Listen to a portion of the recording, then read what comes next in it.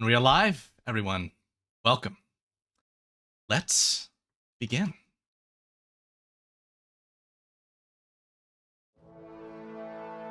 When last we left our tale, Dirk Sternglen, Mara Littlefoot, Rose Tranmere, and Shael Deathbinder found themselves in the village of Dalefen.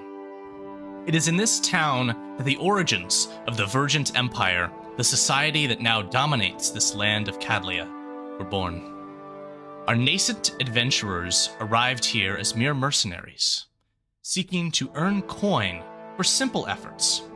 They now prepare to depart as defenders who fought a hard battle in the name of liberty, and in so doing marked themselves as enemies to all elven kind. The Dark Elves, whose liberty was saved, must now flee the wrath of both their High Elven cousins and their allies, the Vergent Empire itself.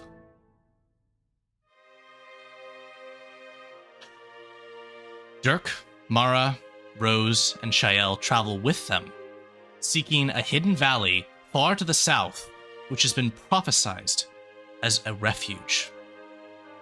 We come now to the center of Dalefen, on the afternoon post the morning battle.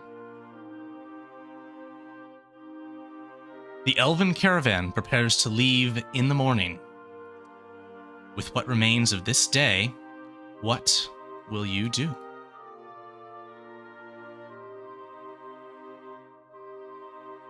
And the battle happened this morning?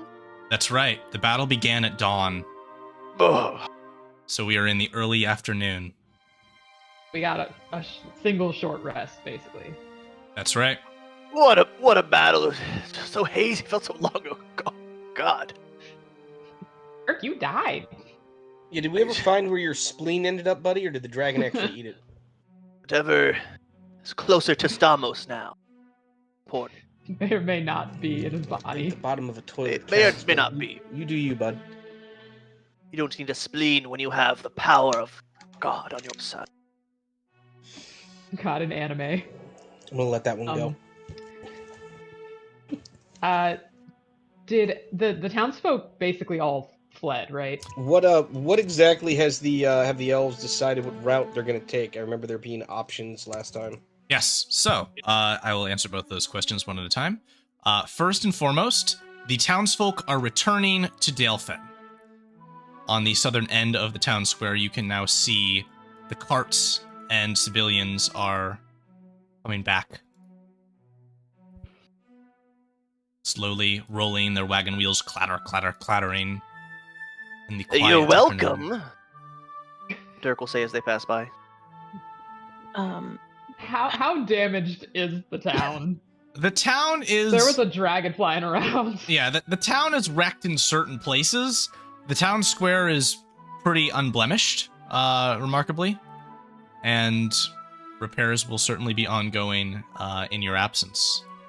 In the church? At this time, you also see a cart bearing the large keg of Spring Step, which was, as I recall, not dropped during the battle. That was saved. There were complications. Yeah. With that plan. Yeah. And yet, as it rolls in, you watch as Spring Step himself, the halfling owner of the Tavern of Dalefen, leaps from the cart. He was coming in and says, "It survived! You survived!" And rushes over in glee, climbing his way up on top of this cart and just hugging his massive keg. Mara's gonna turn to Shael, I guess, and go, I'm glad he's happy. Actually, not to be rude to anyone, but I am more concerned about BB than I am anything else. So I cannot fault him for caring more about that. And she will cup her hands around her mouth, as she is prone to do, Oh, boy. and at the top of her lungs yell out, Mara's gonna... "BB, we're back! We're not dead!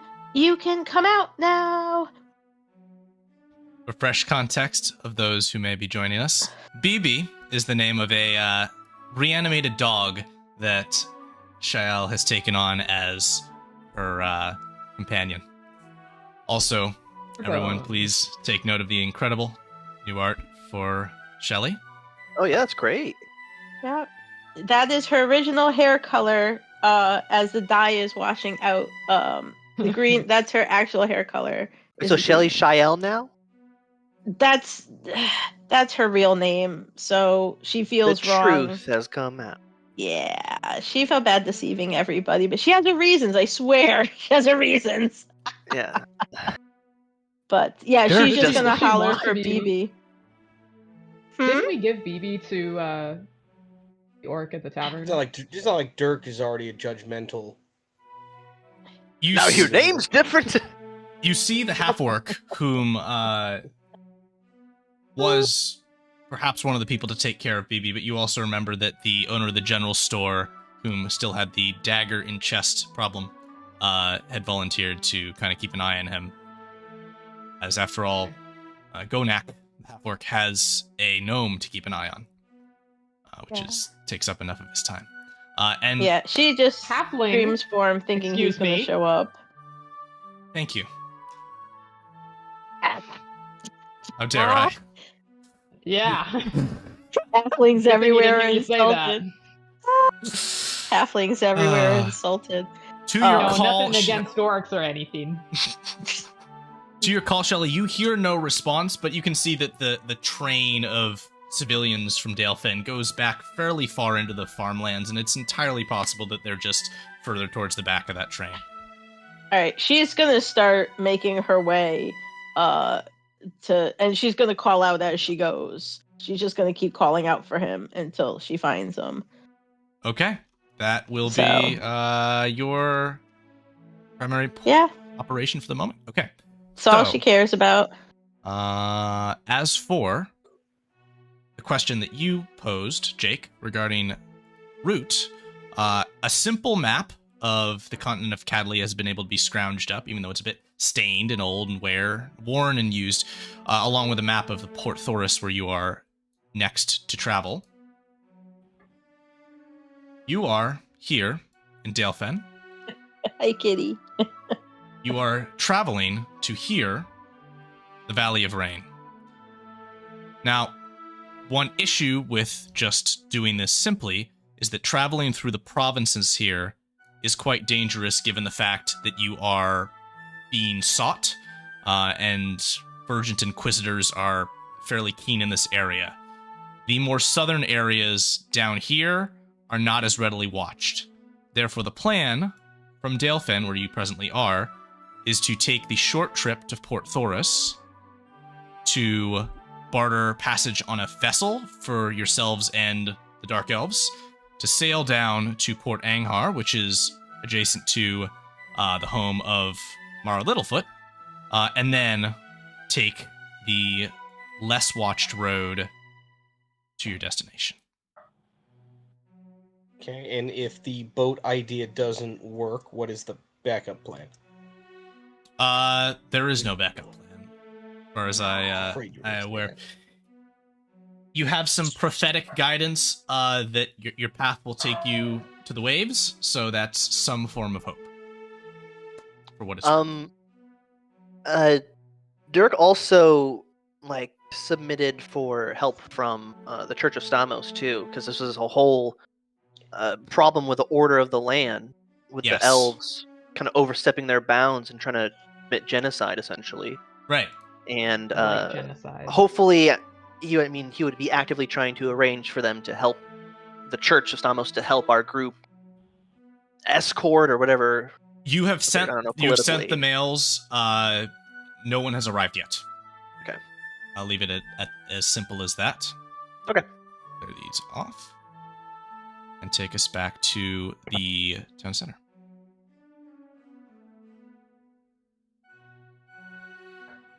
So as you guys are standing there doing important adult things, you can hear Shelly's voice. It's getting quieter and quieter, but you can still hear her yelling at the top of her lungs for BB as she makes her way down the procession. Fantastic. You adults can do your adult things. That Adults. dog's corrupting her mind. Yeah. That I'll say to our group.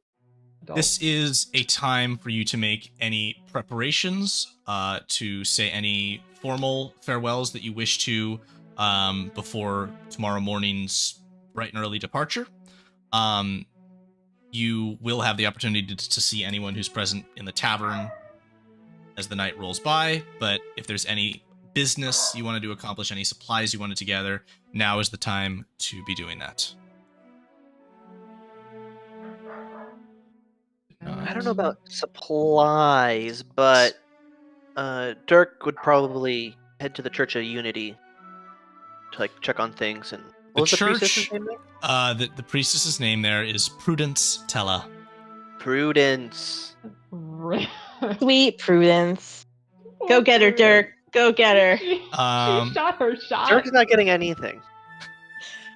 We know. This poor woman. Oh, I'm sorry, I said that part out loud. Ew. Oh, Dirk. Oh, Dirk.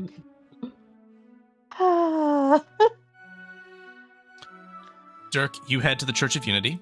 The church is absolutely still a wreck.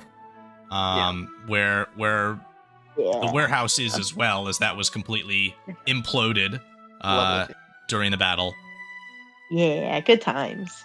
Otherwise, there is some damage to the townhouses sort of in this area of Dalefen, from the skirmishes that you had there with the Elven Force. There is still the matter of the traps that were set on the edges of town, but at this point, the ones on the southern edge have been disarmed so that the civilians can return, and the town guards are fast at work making safe the ways into town.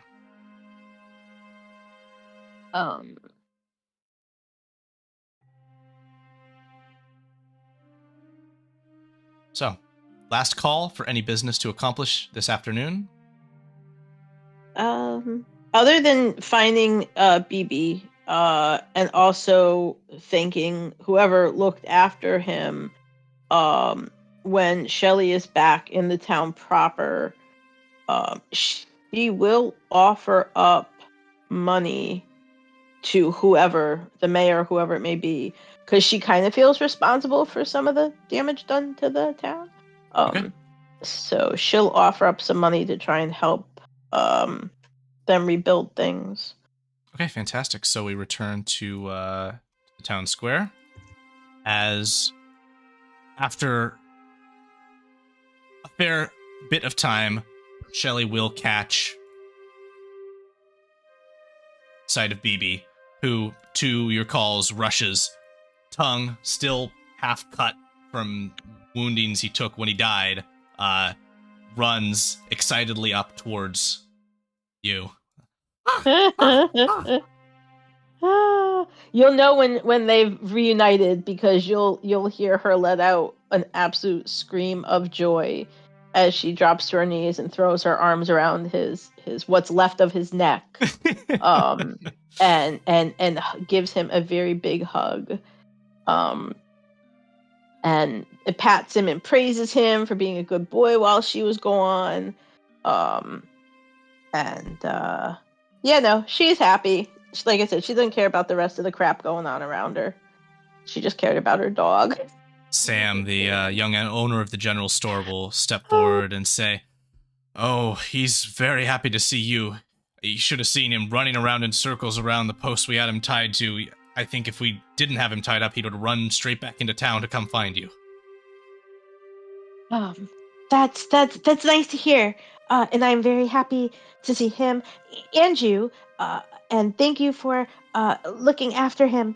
I would not have been able to concentrate on what was going on if I had to worry about him also. And he will actually get up and hug him also, while trying to avoid the dagger in his heart. Yeah. Work that angle. All right. Mara and Rose, are you going to just go crash in the tavern then? Before she does, Mara That's the will worst probably idea go. we've ever had. Yeah. I don't think there's Mara will anything probably we go over to the, necessarily need. Go ahead, Tracy. She'll probably go over to the mayor and the sheriff, and just Hmm? stick out her hand aggressively to shake their hands and say, "Thanks for sticking by us there." Mayor Marion will hold out her hand and say, "Of course, it was the right thing to do, and Oop. that's what this is all about at the end of the day. I think I'm learning now, running a town, doing the right thing when you don't have to." The sheriff will kind of gruffly say, "Ah, yeah, all that." What she said. And she'll also say, kind of looking around at like how wrecked all the buildings are, kind of the same idea that Shelley has. It's not looking too great here for your town. If there's anything we can do financially, well, we can try and help. Shelley, you are at this point approaching. You'd mentioned you wanted to join this conversation as well. Yes. And So tomorrow's request, as you're stepping into the space, the mayor will say, "Oh, certainly, we can absolutely use any funds." And the sheriff says, "They've got a long road ahead of them. You don't know if they might need that money to survive. Keep it. You earned it. It was what was promised when you first came to town. Hold on to it." That's an order. Can I give you that orders? is- Mara will kind of go like, He okay. kind of gives a little... Rose is like, do we ever actually take orders from you? I kind of remember that being a vague kind of agreement. There were more suggestions than anything. Yeah, guidelines. She'll say, "Well, okay, but I'll be back. I promise." Perhaps, if you will not accept money, and I cannot help you rebuild because I don't know those sorts of things, allow me to at least tend to the cemetery one more time, and clean the headstones. That is the least I can do. The mayor says, "Do as you will." I will gladly do that tonight, before I go to bed, and say goodbye to the residents there before we leave. Fantastic. In that case, it seems as though business is concluded. Shall I send us all to the tavern for the evening? I think in the meantime, Mara would probably like try and help the incoming townsfolk like settle and hopefully like, I don't know, soothe them if their house was destroyed and be like, come on down to the tavern. Fantastic. And many of them will. We're not leaving right away. We're leaving in the morning. Correct. Ah, Everyone needs Oh a my long God. night's rest after that battle, and the Dark Elves, well, come to think of it, you're actually probably set for an early bedtime so that y'all can get moving before the sun comes up. Yeah. As they don't unless we prefer buy that. them a lot of sunglasses and SPF like 900. Normal rules do not apply. Alrighty. Now, perhaps for the last time, we go to Spring Steps Tavern. It has been your home away from your various homes in your stay in the village. Enter as you will.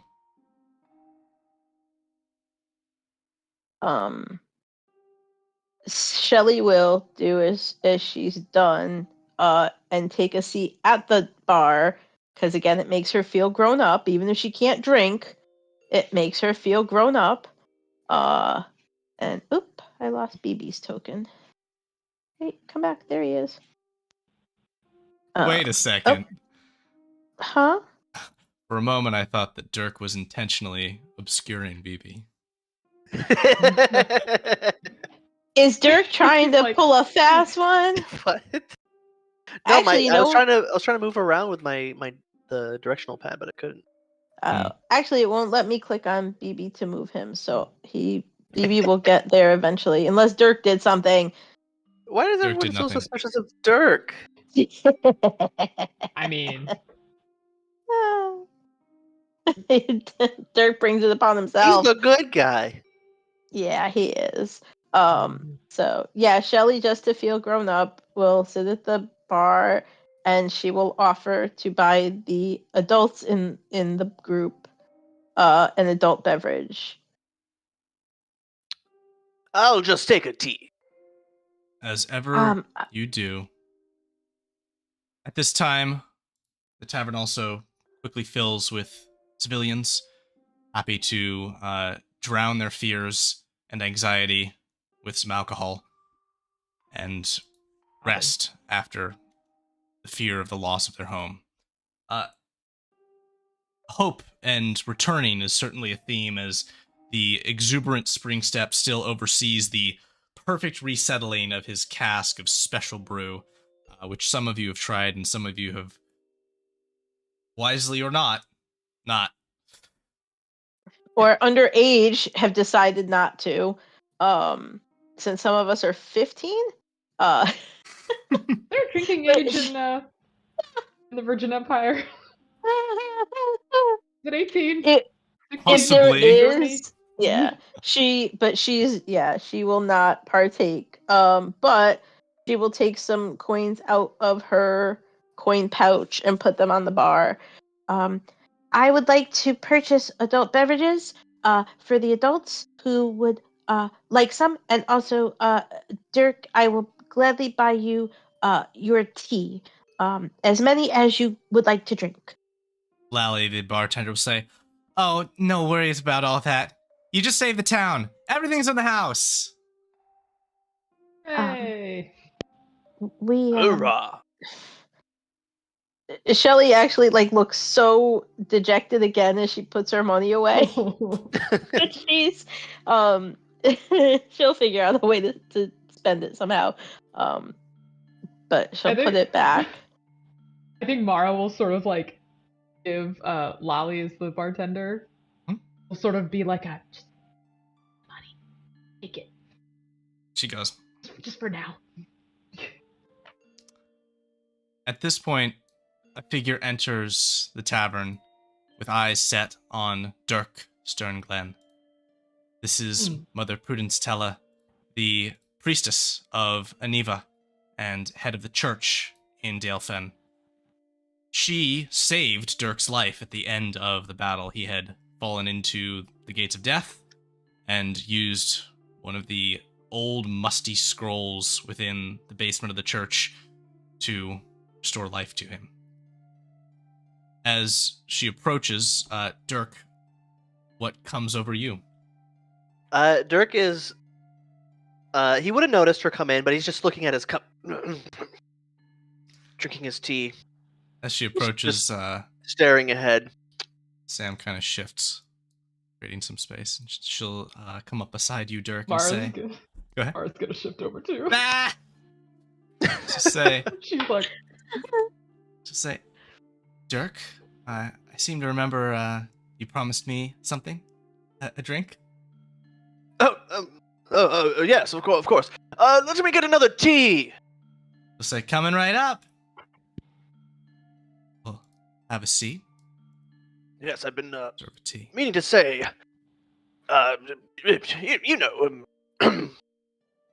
thank you. Say, you're welcome. I know you were just doing your job, though. Oh, of course. I would never go beyond the call of duty. In fact, that was the call of duty. You were as vital as anyone. So, yes, perhaps, if anyone had fallen, I'm sure you also would have used that scroll. My mind does go to the fallen, those who died the elves defending church.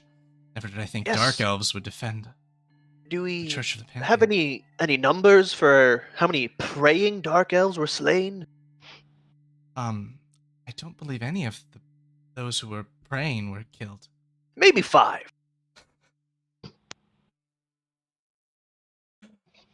She'll say, maybe. I haven't done a full count. Yeah, I think that was it. But let us raise a drink, and she looks at her cup of tea, to our town's former blacksmith, Vorik, whose famous shot with the ballista we created may have been the key to victory. Yes, he saved us all. To Vorik! To Vorik! The bar excitedly shouts. Did Vorik die? Yeah. Oh. It was a crazy shot too. I remember. Yeah, that was, if I remember right, it was a nat 20. It was a nat 20 on the Mhm. ballista. Anti-cough is muted. Yeah, it was nat 20, then he fell 20 feet off the side of the building in the same action. Yeah. Yeah, but he That died was a a very- hero. Yeah, that was a good. The last Not minute, something like, I could fix. He died a buzzer hero. beater as he's falling. Yeah. Yep. Well, Shelly can contribute money to his headstone to make sure it's bigger than everybody else's for his sacrifice. I mean, it should have like an that actual sounds ballista fair. on top of it. Okay, mark off 25 gold then, Belly. Yeah, she'll So Dirk, she'll do a thing. Mother Tella kind of reaches her hand and lays it palm open next to yours. Just says, well, my space that I usually rested in the church is all fallen to ruin. Would you happen to know a place that I could stay tonight? You can stay in Dirk's room. It's no, a very there's- nice room. I have too much room. Or too little room. I need to pray a lot. You can pray together, Dirk. Your room is Oh, very yeah, nice it'd and be big. perfect. No. The mother's praying is a little different from my praying. See, at the Church of Stamos, it's a lot of, silent talking to yourself in cold, dark room. She folds her hand over and clasps it with her other one. She says, I mean no imposition. You may Well, do as you wish tonight. I just want you to know, Mother Tella, that I put Samos at the forefront of my mind, and I am more pledged to my God than anything on this earth. And you can respect that or not. So you are. And I, of course, have all of the respect for you. Some say that would make me pretty cool. Yes, No one says this. you're quite Although cool. Rose Never said from that. her table, 50, whatever, how many feet behind them, Rose, instinctually uses thaumaturgy to dim the lights and candles around the area as this conversation is happening. Just that bubble that they're in. Yeah. Just 10 feet radius just around the two of them. The lights Yeah. just randomly go dark like you're at a restaurant and you're like, it's 7:30, why in the hell? Mother Tella, is there anything that you would like to say? Well, perhaps nothing that's not obvious. Dirk, your heroism brought rescue to this doomed town. I'm certain that were it not for your sword, your shield, and your very body that you used to protect others, we would have failed. Yes, without a doubt. But again, it was not just. So of course, he's going to gesture around to him. Yes, The indeed. air of Stamos that he is imbued in all of us. She takes her tea, still somewhat steaming, and well, good night to you all. She stands with a very straight face and walks away. I guess Shall- Dirk, as he's just going to go and just turn back and just sip his. Shelly will actually get up out of her seat, put her hands on the bar to lean towards Dirk, and look him dead in the eye. Dirk, the pretty lady likes you. You. I am a child, and I could see that the pretty lady likes you very much, and you should go spend more time with her before we leave, because what if you die while we are gone, and you do not get to see her again? I was just nodding. Sometimes, Shyla. Shael. Oh, I'm sorry, Dirk. My real name is Shael. I can't Shael. keep up anymore. I meant to say something sooner. My real name is Shael. And I kept it a secret. I had a good reason, and I am sorry I lied to everyone. But yes, that is actually my name. But call me what you will. The pretty lady likes you, and you should seize the moment, I think is what adults would say. Well, sometimes, Shael, the greatest things in life are the things that you have to strive for. And they're not always easy, but you have to make the right decisions. You can't always follow your heart. Like when I made it my mission to find and rescue BB. I understand that. But now that BB is here, we'll be together forever. You might not have that with the pretty lady. So just don't regret it when we leave here, and you may never see her again. We can't all be happy. And then Dirk's gonna get up and leave the tavern. Wrong. Kind of stomp off. Rose just kind of sort of will very briefly like meander over to the rest of the group and go, yeah, we need to make it our mission at some point to get him laid, because that's just sad. Mara's like, oh yeah, Yeah, absolutely. yeah. I don't know what that means exactly, but okay. And she'll kind of lean into Mara and just say, I don't know what laid means. Mara's like, oh, don't worry about it, hun.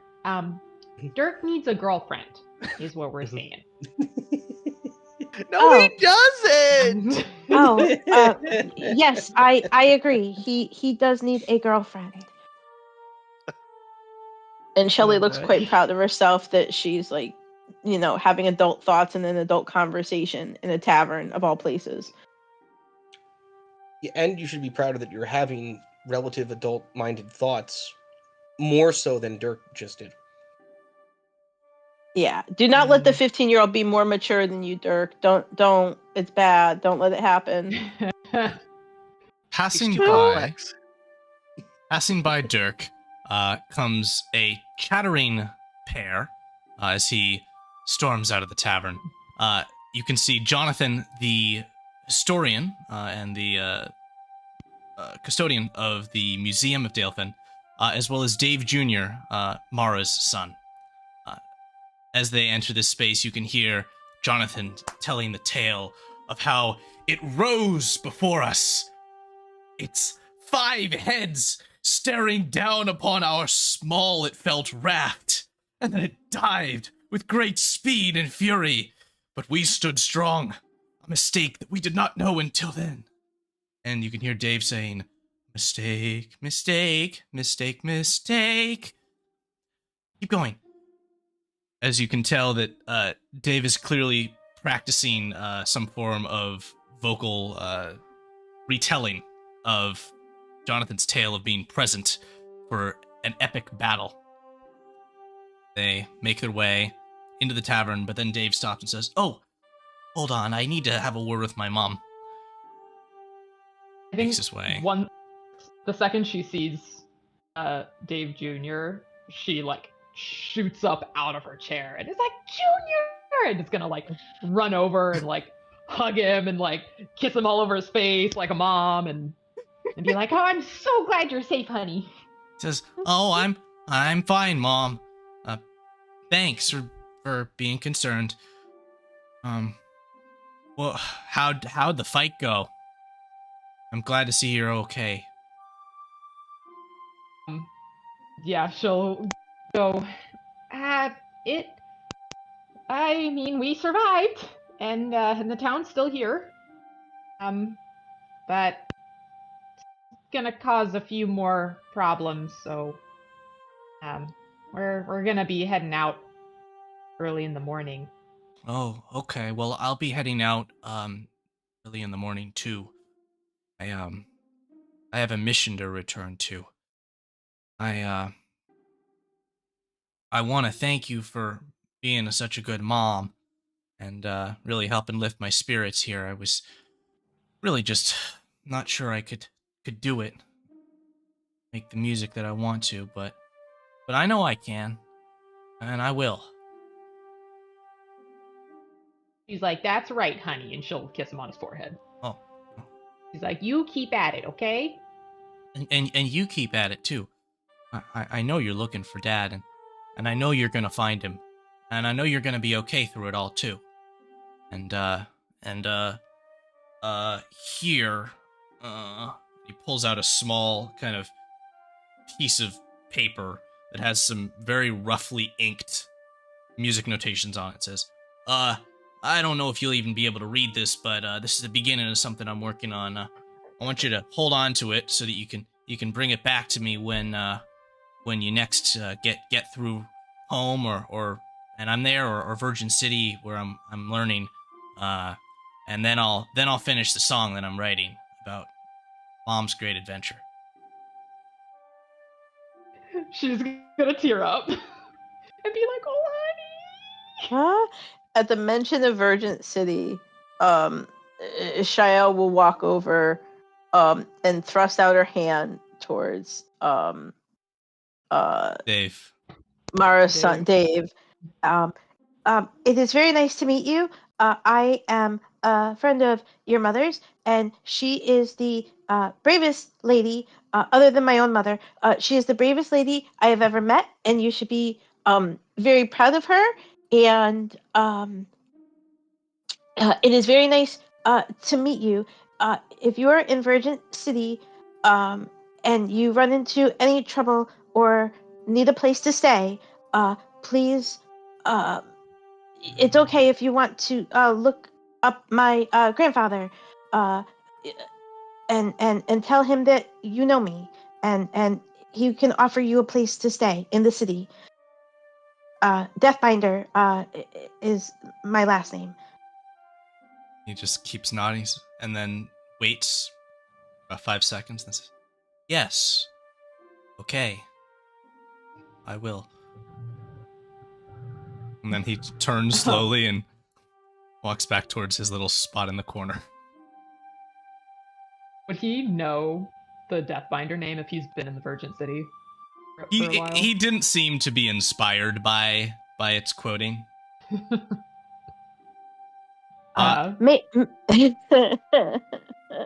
Shelly's just gonna name drop like crazy now. What does she care? Mara turns to Shelly and goes, "That was very nice, dear." Oh, I should maybe make sure he understands to go find my grandfather, not my father. My father will turn him away. My grandfather will not. And she'll like showing up at Shelly's house. Like half of them have a great experience, and the other half get cussed out. Yeah, it's a big house. There's a lot of room. Big basement, no reason. Worry about it. Yeah, but yeah, no, she'll just go over and clarify to him. As she's doing so, Rose, you receive a message. Oh, crap. But this is no ordinary message, for this message comes into your mind from your father. No, yeah. Why don't you detail for us all what Lysander Tranmere, your former character, says to his daughter. Hang on, let me go and find what I was supposed to say in the thing. It's Sandy. Because I don't remember exactly how this is supposed to go anymore. I feel as though Rose feels the receipt of the message spell, but then there's just kind of like a pause. before anything Yeah, actually happens. Like, is this thing on? Well, So, Sandy, Lysander Tranmere, senior head member, whatever, of the White Guard, aka Dad, daughter, yes. Can you explain to me exactly what you just did? And Rose just kind of sort of just like looks up to the sky and goes, "Oh, really? We need to do this now?" And she replies, I'd rather not, actually, but it was a good decision at the time, and I'll send a better message next time. Thanks, bye. hangs up. Is Rose Hangs- talking out loud, or is she actually saying this all out loud? You Or might no? have heard the reply out loud, yeah. The reply I think gets said out loud. So yes, I am talking. I am both figuratively and literally talking to myself. Shael will tap Mara on the shoulder. Has Rosie had too much to drink? She is over there yelling at herself. BB's gonna kind of trot over and just kind of look up at Rose, a little concerned. See, Everything's even fine. BB is worried. No, he shouldn't be worried. He's fine. Dad's just unhappy because I made him do work. There's no one at your table but you. So if you are talking to someone who is not there, perhaps you should go to bed now. No, it's a message thing from the home base. We use it in emergencies. So one of the letters I sent off was kind of labeled as an emergency, and the thought of potentially dying didn't make people back home very happy. So my dad just had to yell at me a little bit. Probably he'll be fine.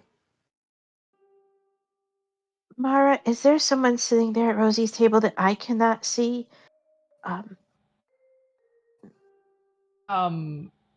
You're the wizard, We by the way. yeah, like would we know what a message spell is? Roll Arcana. Or like sending or whatever. Shael really thinks that Rosie's just talking to herself I think angrily. she's just drunk. First Yeah, roll. she thinks she's just phase two, overserved. everybody. There is not anything in shit. front of me except a water skin. So you guys She know thinks- I'm sober.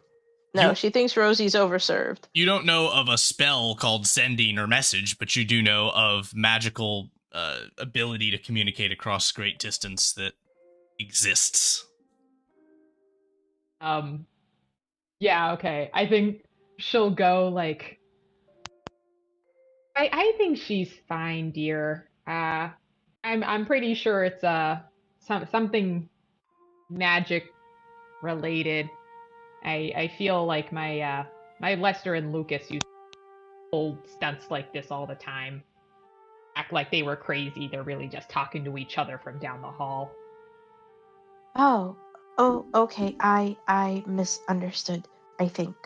It is nice to know that Rosie wasn't yelling at herself. I mean, I was, but not. Yeah, it's fine.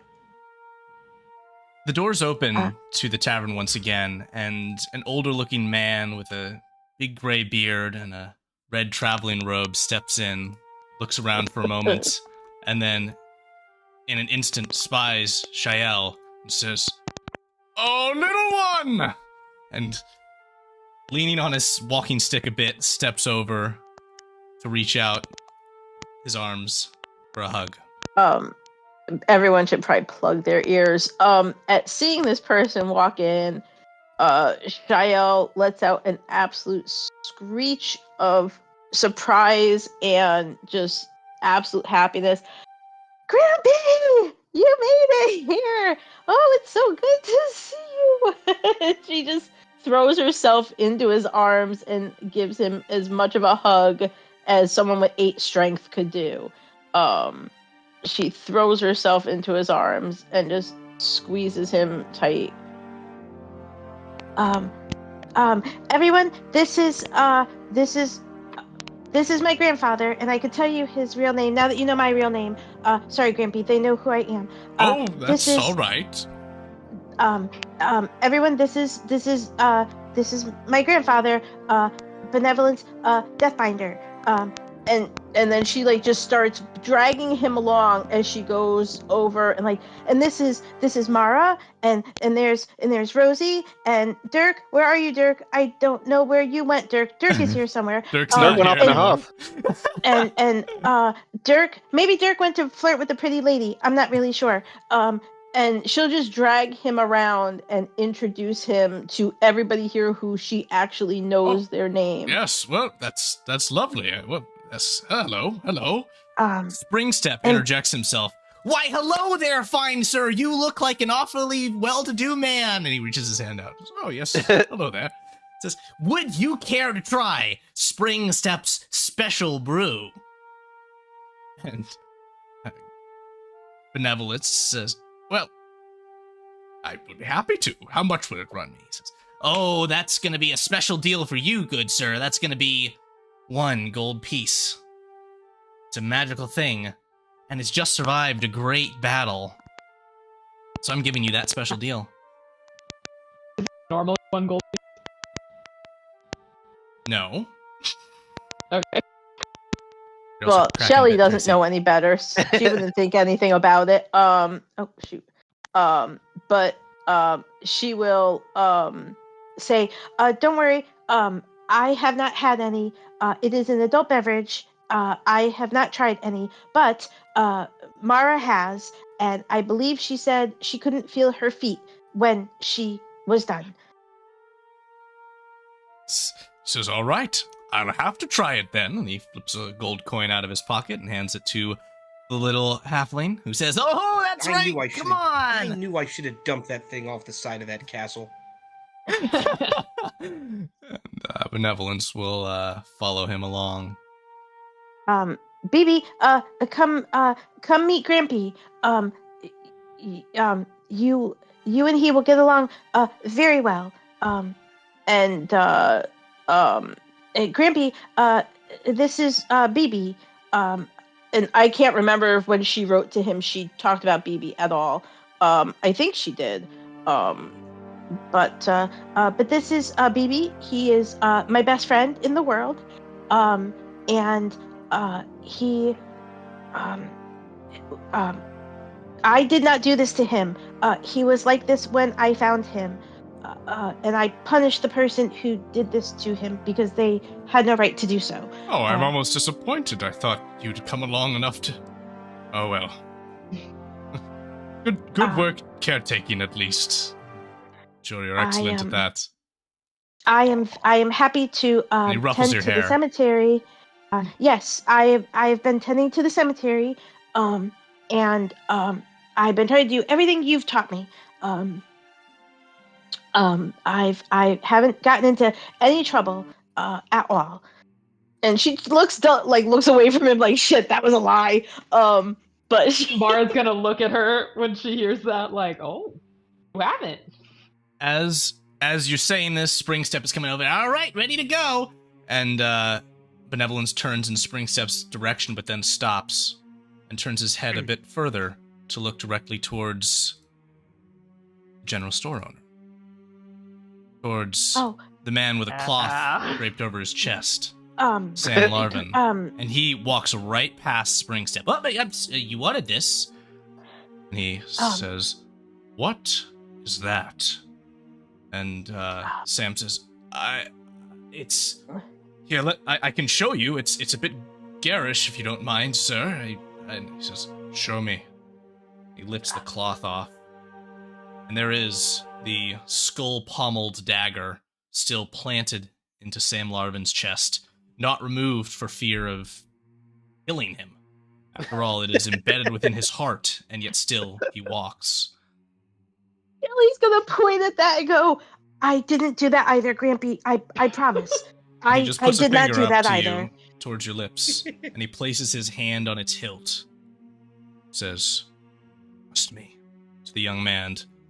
And then you watch as green and purple energy flows from his fingertips on his left hand into where the blade meets the heart. And slowly, he removes it and places 2 fingers on the gaping wound as it seals with a gray, decrepit appearance. You can see tendrils of that green and purple energy flowing within the still beating but blackened heart.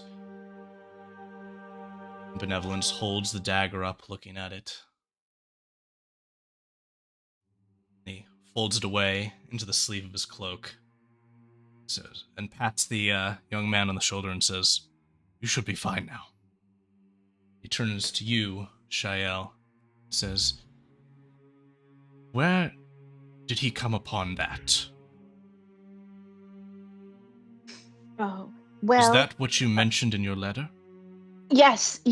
I knew if anyone could fix it, you could. We were not able to save his father, unfortunately. There were a lot of bad people doing a lot of bad things.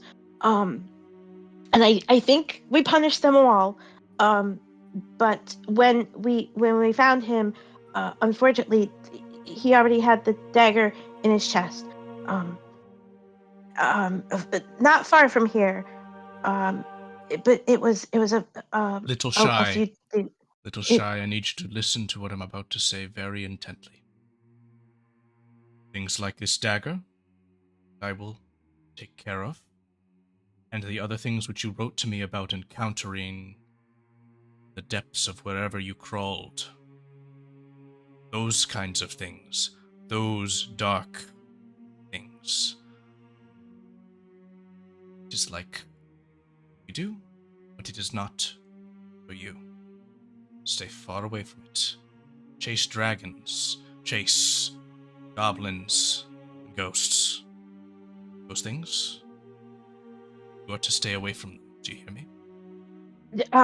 Absolutely. I promise.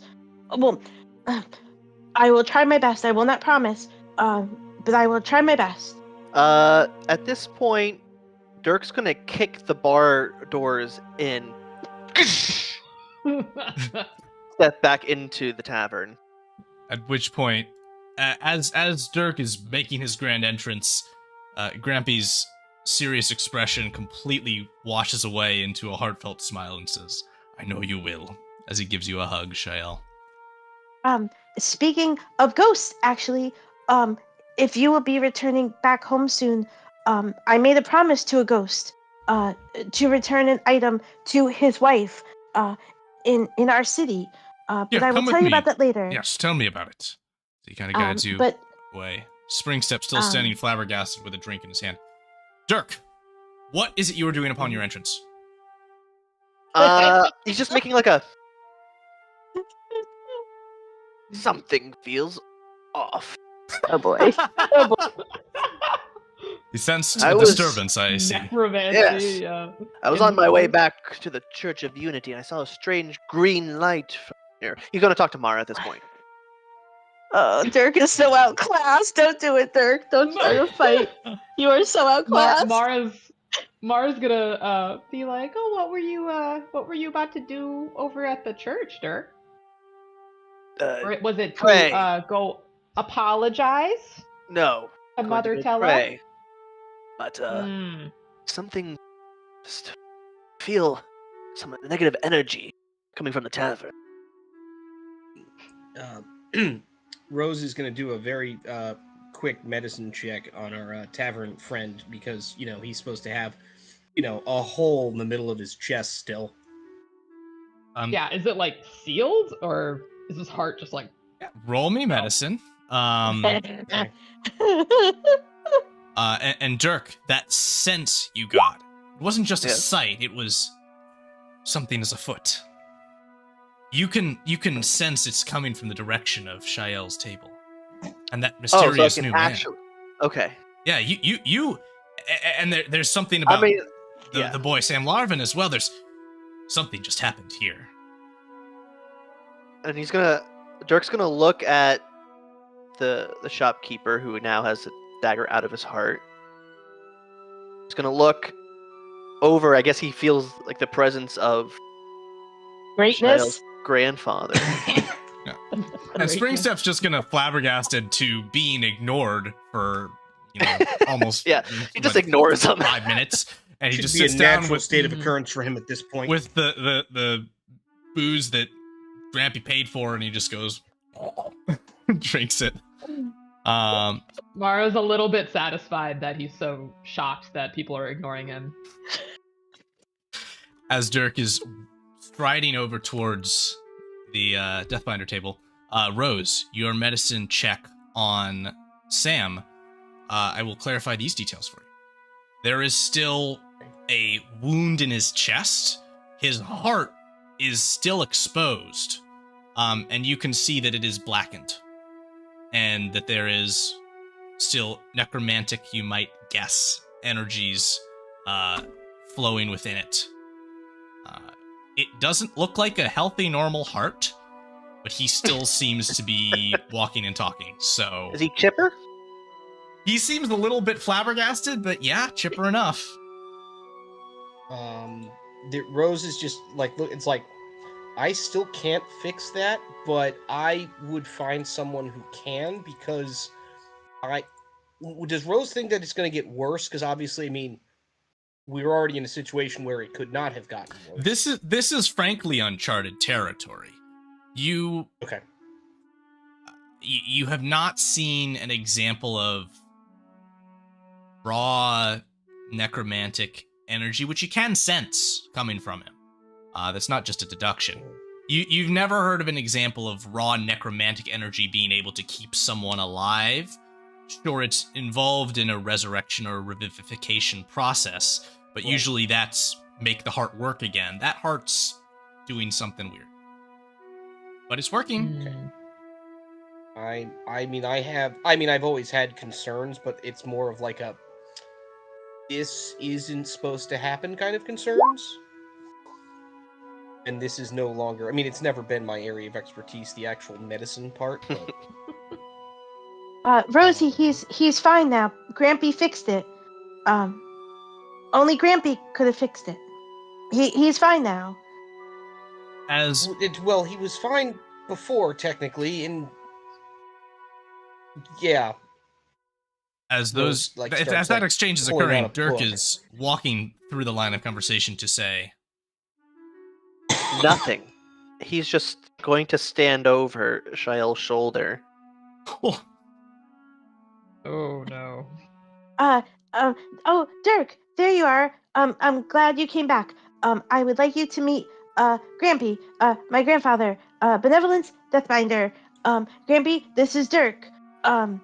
Dirk has been very kind to me, as has Rosie and Emara and everyone here. Dirk, come say hello. I'm sure Grampy would like to meet you. Yes, I wish I could say it's nice to meet you, sir. Well, hello there. You just did, Dirk. Of Stamos, isn't it? Yes, the Order of Stamos, thank you very much. A pleasure to make your acquaintance.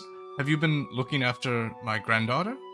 Yes, some might say I've been mentoring her a little bit. She's thinking of possibly joining a nunnery.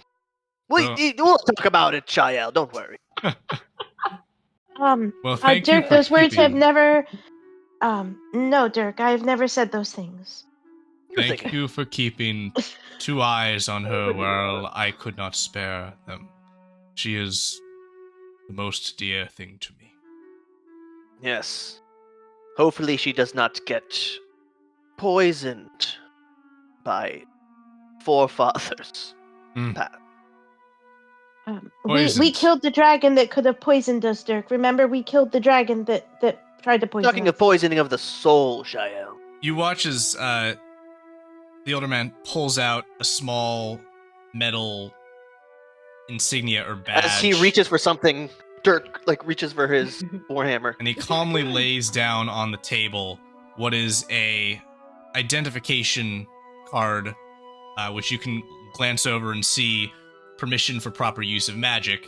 There is also a green and shining special filigree across it that is the mark of the emperor or empress that marks this as certified. Dirk is going to look at it in light, closely, twist it, see if the material's the right material. I guess this is real. And he just quietly nods and holds his hand open. Seems you have friends in high places, sir. Oh, yes. I'm going to slide He is the my friend in the high permission place, Dirk. to He practice is the magic. friend. Yeah. Probably like scribbled One on. of him. Yeah, well, it's probably just like a handwritten note on parchment from like some small. Is it written in crayon? Let's be honest. No, I didn't. It's been Sounds handed like- to me, I but it's like a hope little so. crappy official, but you know, Swanson, like I the can do bottom what I level want. of government. Right. It's like a nice little paper card, and it's been clearly done very nicely in ink and hand Laminated. done. Yeah, if there were lamination, it would have been. Yeah. That's the vibe. And he just Is gives that a nine hole A punches? standard protection charm, waterproofing, anti-coffee detection. And just so you know, sir, the one I follow, a lot stronger than government. Indeed. Indeed.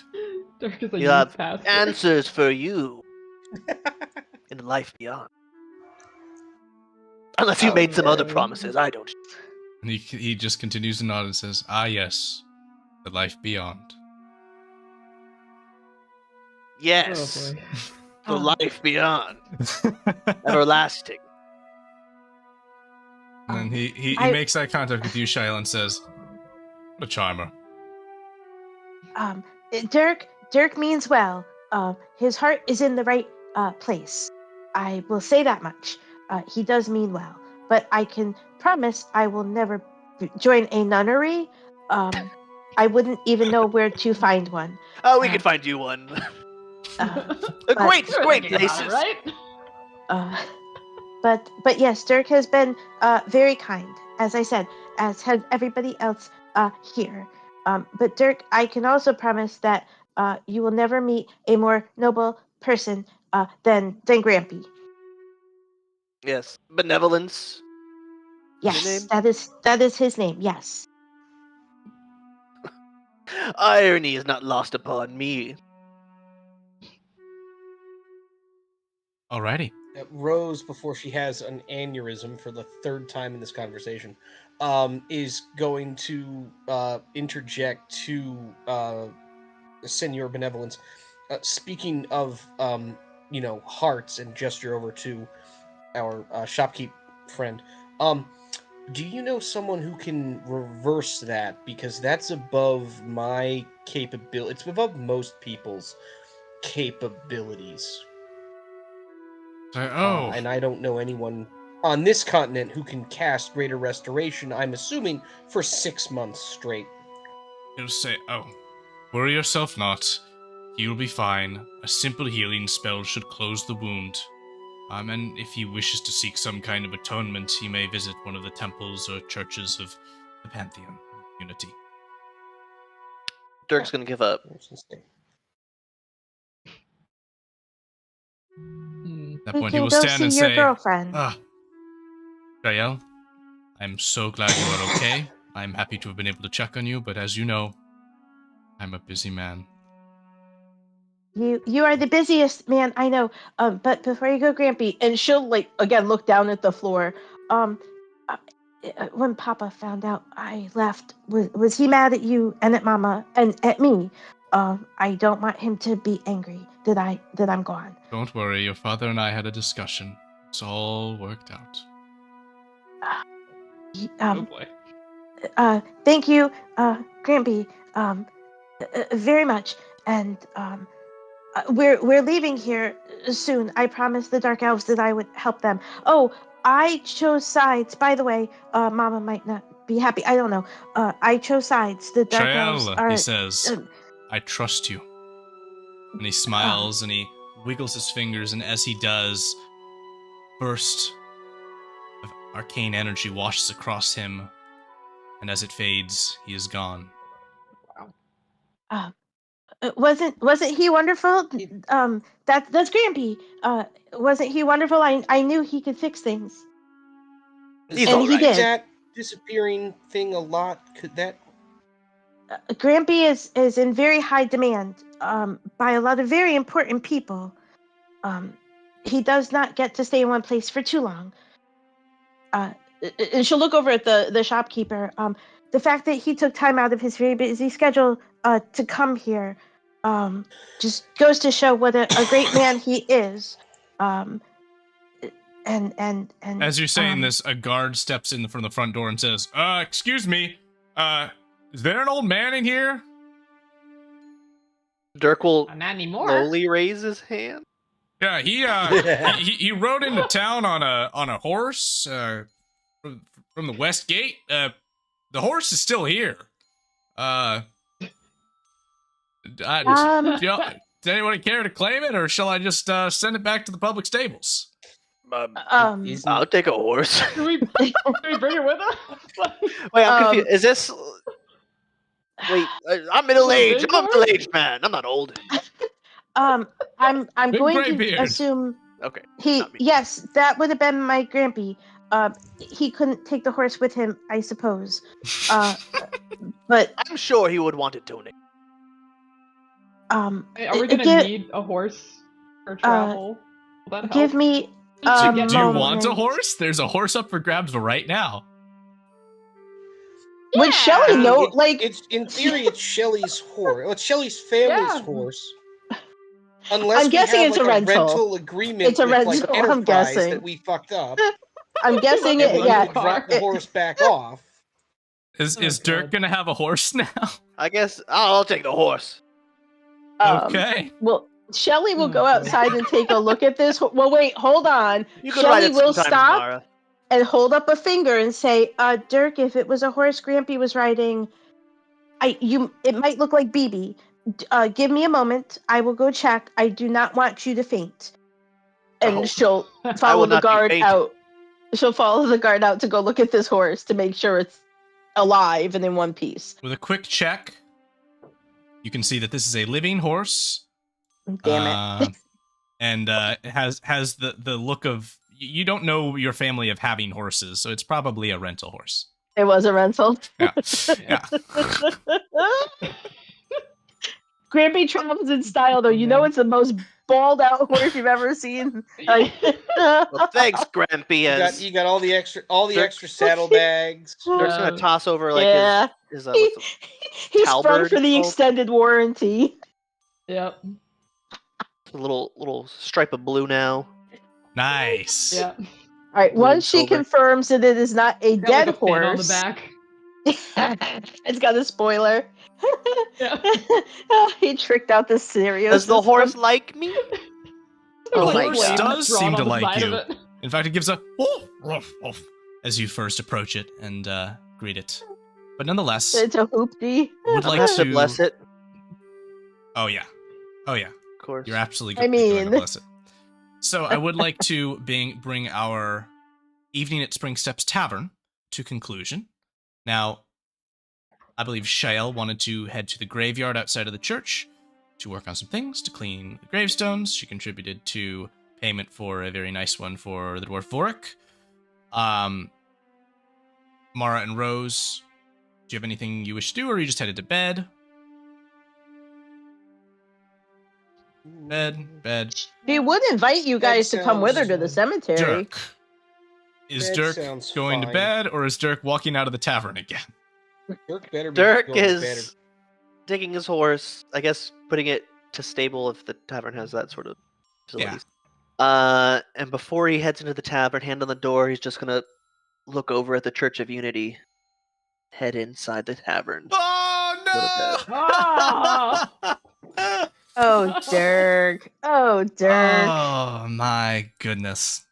You could go with Trying Shelley to the hard. cemetery and clean the headstones. I don't have time. Not interested. Oh my! Alrighty. I don't want to know what happens there. Dirk doesn't clean. Is that what it is? Dirk does, but not clean. Dirk does. but not clean. Wait, is that around the time that like Mara and Rose are heading back in, or are you like by yourself? God, I hope so. Like, do we see you do that? I mean, I guess it will be when everybody heads in. Okay. I think Mara's gonna sort of like hang back and just look at Dirk and go, "Listen, hun. The only reason I'm here is to try and find my husband. And even though it's painful, I have had a lot of good years with him. And I wouldn't trade that for anything. Just so you know." And she's gonna like pat him on the arm. And just walk Listen, away. Mara, I've been doing this for a long time. Being single. Priestesses love me. Things. I'm gonna walk to the tavern. Gonna roll her eyes. Rose is just gonna be like, I'm gonna go have a nosebleed and just pass out because at this point. Yep. All right. We are, because I feel as though it is a good moment to do so, going to take a abbreviated intermission. We're going to do a 5-minute intermission. We'll probably do another 5-minute intermission later down the line. But we've been going for a bit over an hour, and we have wrapped up your affairs in Dalefen. Congratulations. And so, the Dalefenders. return from the break, we will be departing town and heading on the adventure to come. I will see you all in 5 minutes. My God.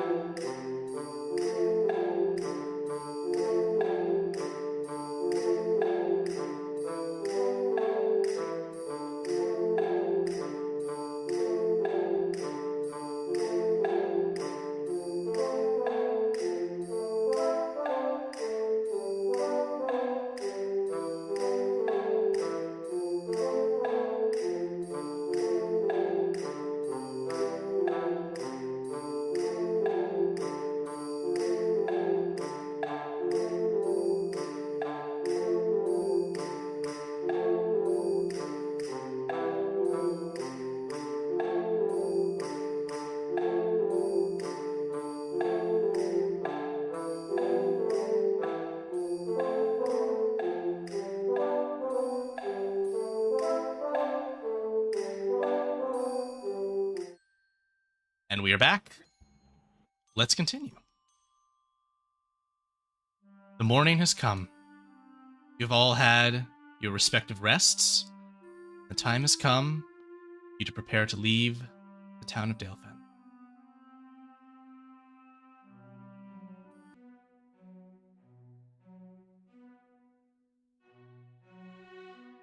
Now, here's a question that I would like to resolve somewhat with brevity. The conversations needed to take care of this matter may have happened in the evening or the early morning. Is BB coming or staying? You know you've got people here who will take care of him and do so well. Yeah. Let's put it this way. Would I like him around just for the lulz? Yeah. But if it's just gonna logistically cause problems, then he can stay. But Shelly would opt for him to come along.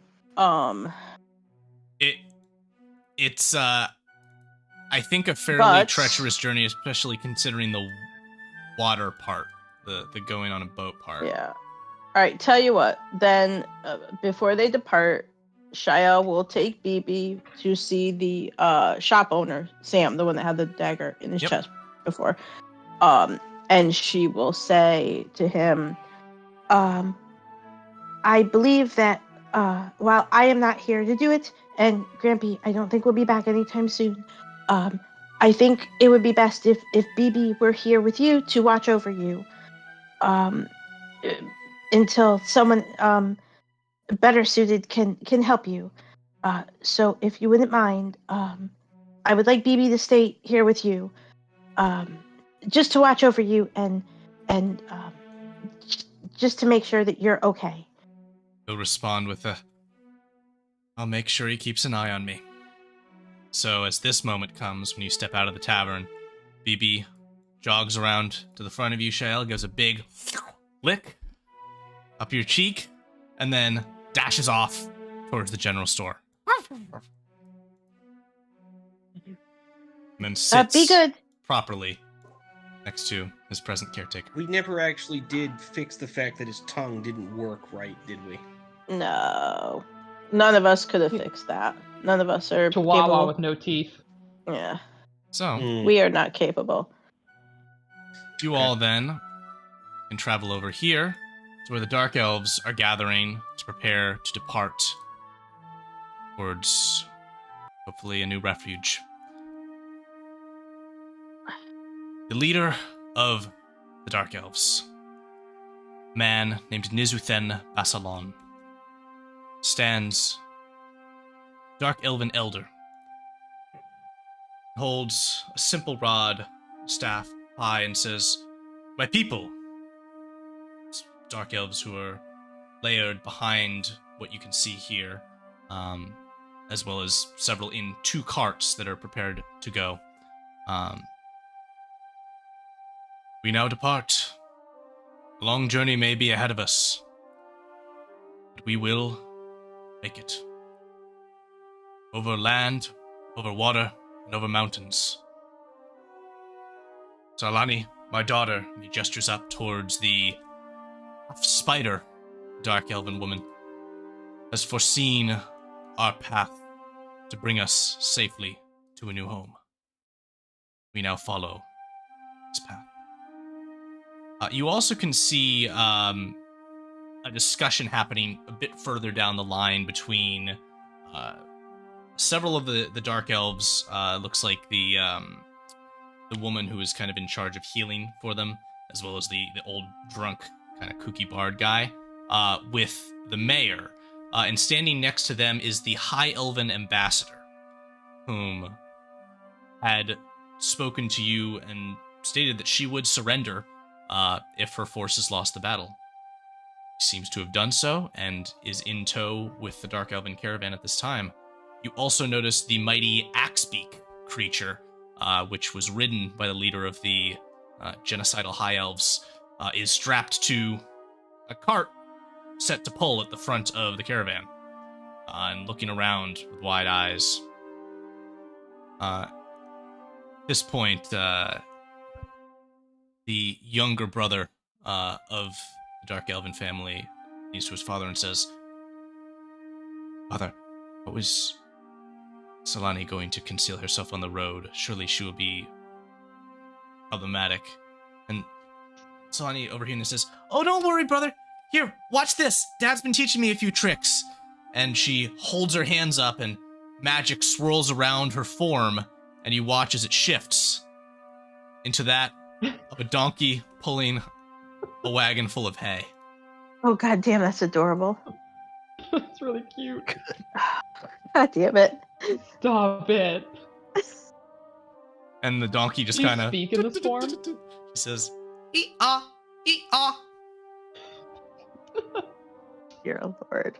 I guess that's cute. Shelly starts applauding, like, enthusiastically. I wish I could do something like that. I cannot. But that is amazing. That is very impressive. And now comes the moment when you leave. And stepping forward, Sheriff Tully, the first man from Dalefen that you met, your guide early in your times here, waves to you all and says, "Safe travels. I do hope that you'll return someday. It would bring me most pleasure to see you again. Goodbye." I will be back very soon to get BB and take BB home with me when I finally go back home. So I will be returning. Yes. We will always be Dalefenders. Hey. I point over at the High Elf ambassador and go, "You sure you don't want to keep her? Because I don't want to deal with her anymore." Yeah, is she a hostage? What's going on with her? He will say, "Yes, indeed, she will be traveling with us, seeking a new life ahead." Okay. How much explaining can she do to gestures at everyone if this goes badly? Only time will tell. Vague, sir. Very vague. Okay, moving on.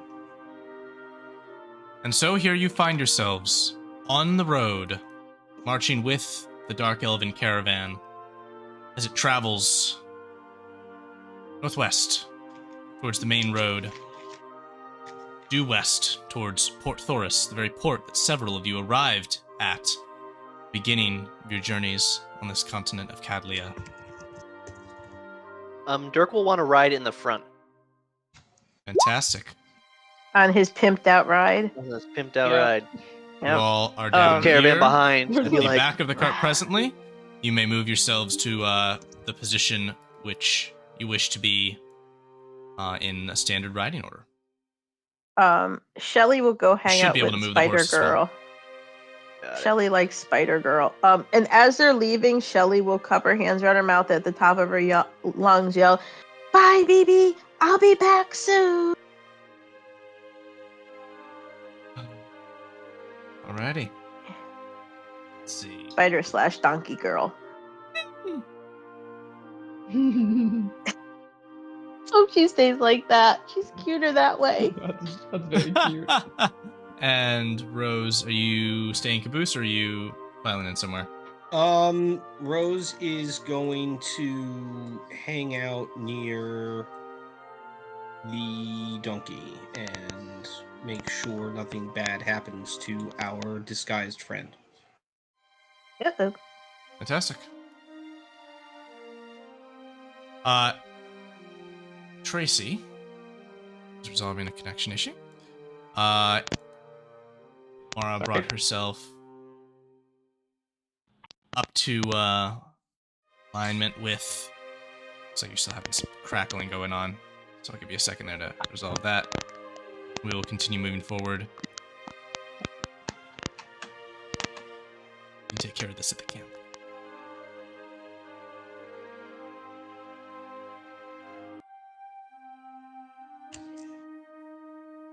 You travel on the road for a full day. Eventually, the caravan needs make camp. The time has come to rest. And so in this time, you have ahead of you the Dark Elves. Are there any conversations with any of you wish to have with them immediately? Of course. Oh dear. Dirk is no. going to find this group. Here comes the pamphlets. Here comes the Pamphlets pamphlets. out! I thought we So- burned Here comes the those. pamphlets. I would like to Oh, freshly introduce you to Fomer Hotir and Siled Prasinar, who are the two Dark Elves who have been already accepting the new way of Stamos into their Oh my hearts. god, yes! Oh God. Yes! Oh dear. Wait, what are their names? Lord. I will place them in the chat because they are weird elven names. My gosh. Shelly the whole time would have been talking to all the dark elves anyway, because elves are elves and they're all kin in her mind. So she already said anything she needed to say. Sorry, I was fixing a Okay. crackling issue. But I think during the as we were traveling, Mara was walking next to the Elven ambassador and just trying to see, like, asking her, like, you know, how is she doing? Why don't Like, we continue what that are her conversation plans up and all that? here with her then? Yeah. Where she is being watched by one of the Dark Elves while another one of them tries to feed the Axebeak. And she says, "Oh, would you please just let me do it? I've handled the creature before." The man says, "No, I'm sorry, I can't trust you with that." He says, "What do you expect me to do? Climb on the back of it and kill all of you with his beak?" He says, "Possibly." Yes. She just shakes her head as the woman here is very successfully failing to give hay to this creature, who just waits for her to get close and then goes whomp with its head, and she just jumps back again, some of the hay in her hands being split by the sharpened beak of this creature. Do axe beaks even eat hay? And that's with a roll of the eyes. Turkler says, "You won't even. She. My bad. This thing is laid an egg after all. She won't even eat that." Darkup say, "Well, what do you want us to give her? Rations?" She shakes her head and says, "Just let it go for the night. It will return to me. Let it find small animals to feast upon." Dark Elven woman says, "I don't think we can do that." Says, "Come with me, we'll... I'll ask the elder what he thinks." As he walks away, the woman's gonna kind of take her still softly manacled wrists and hold firm on them.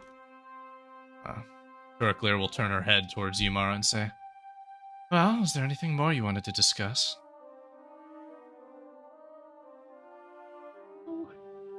No, just and they don't trust you too much either, huh? They shouldn't. Not by reasonable standards, though. You do have my word that there is nothing to fear from me. No betrayal is coming. I told you I would surrender if Saraville failed in his crusade. He failed, and I have. I am now prisoner of war. You'll do with me what you will.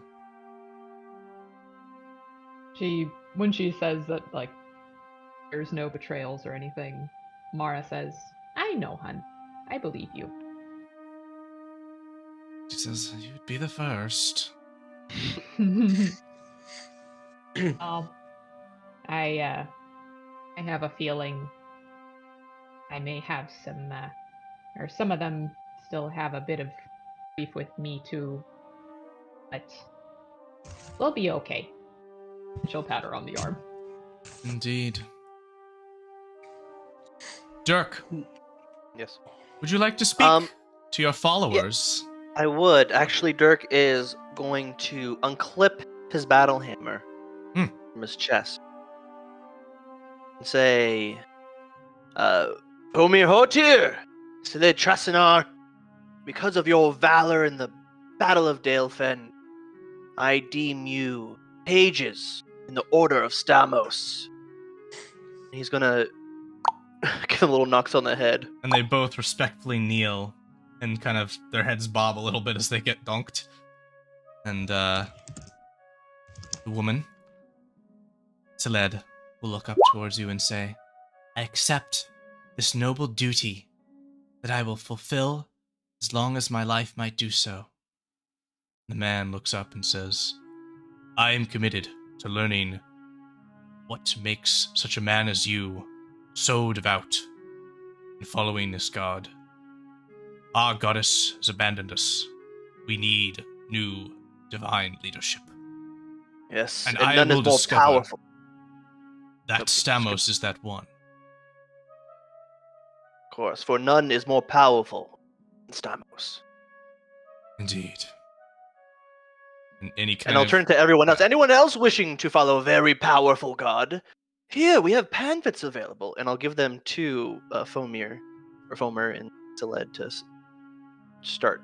They'll go out. They will, and they'll have conversations and they'll pass the pamphlets out, but you notice mostly kind of disgruntled to even disgusted expressions to this, especially dark elves handing out, trying to convert.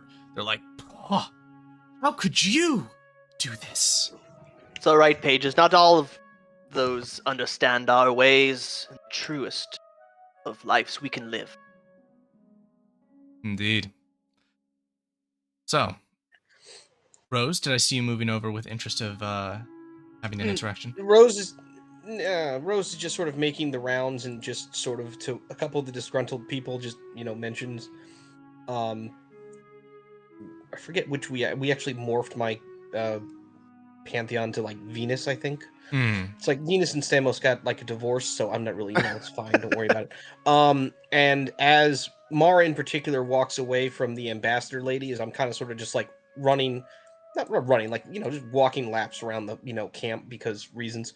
I mention as Mara leaves, it's like, she wasn't here, I still would have half a mind to kill you, and just keep walking. Whee! And she'll just give a silent nod. Yeah. I still might kill her. I haven't thought about that yet. We could still do that. Oh my.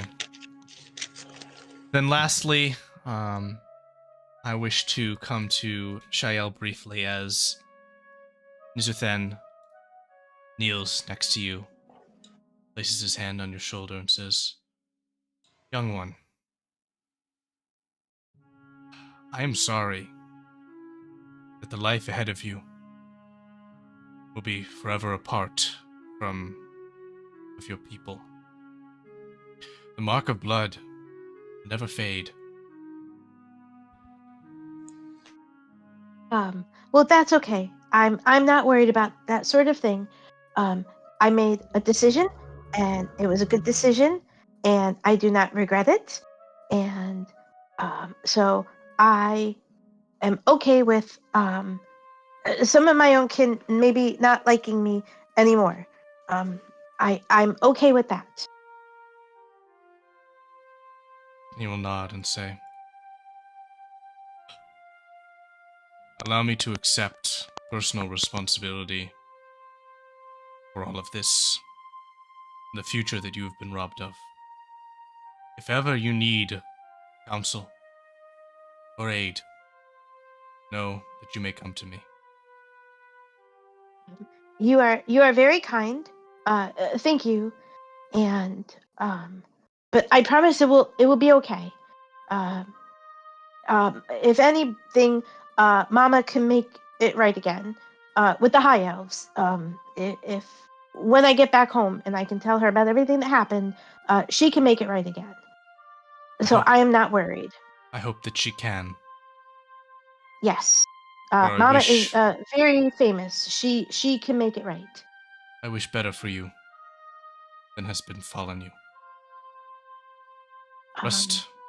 Well, and yet suddenly, his eyes are drawn towards the sky, and in the reflection of their dark globes, you can see sparks of light. As you all turn your heads towards the night sky,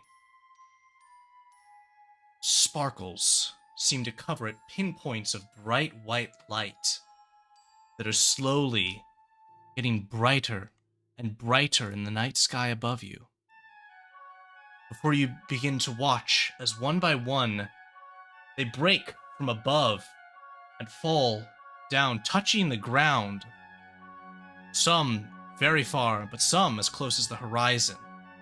A shower of light from the heavens falling down towards Earth. Salani places her hands on her head and goes, "Ugh." And you watch as one of these lights descends and falls, boom, not half a mile away from you. And you can see, even in the night, in that distance, dirt and rock spurt up from the point where this light touched ground. Nuzuthan looks to you, Shael, and says, "Gather your friends.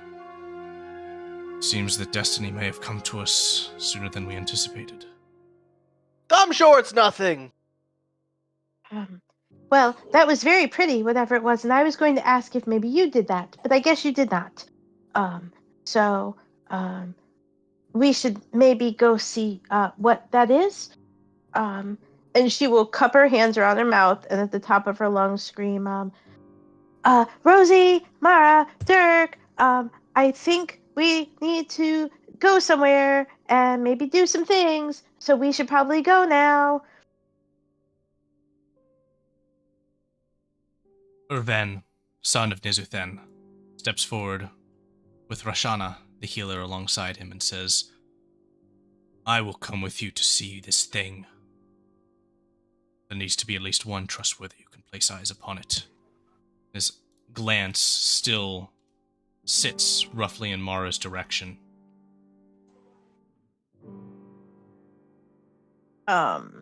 Shelly has no idea why. I don't remember why he has a beef with Mara. I don't. But Shelly's just too young to pay attention to that kind of thing, so she just ignores it. Okay. She's like, he's just being cranky, whatever. Will you all move in the direction of this Starfall? Yes. We should inspect it. Let's go on an adventure. Whatever that pretty thing was that fell from the sky. Let's go see it up close. Are we okay with leaving our dark elves defenseless? More or less? It's just what Salani here. The elder will speak and say, "I sense that this is of import. Go. See Come what on, this Dirk. is." Wait, can you all cast darkness or something? Cover yourself. Worry not. We will become one with the night.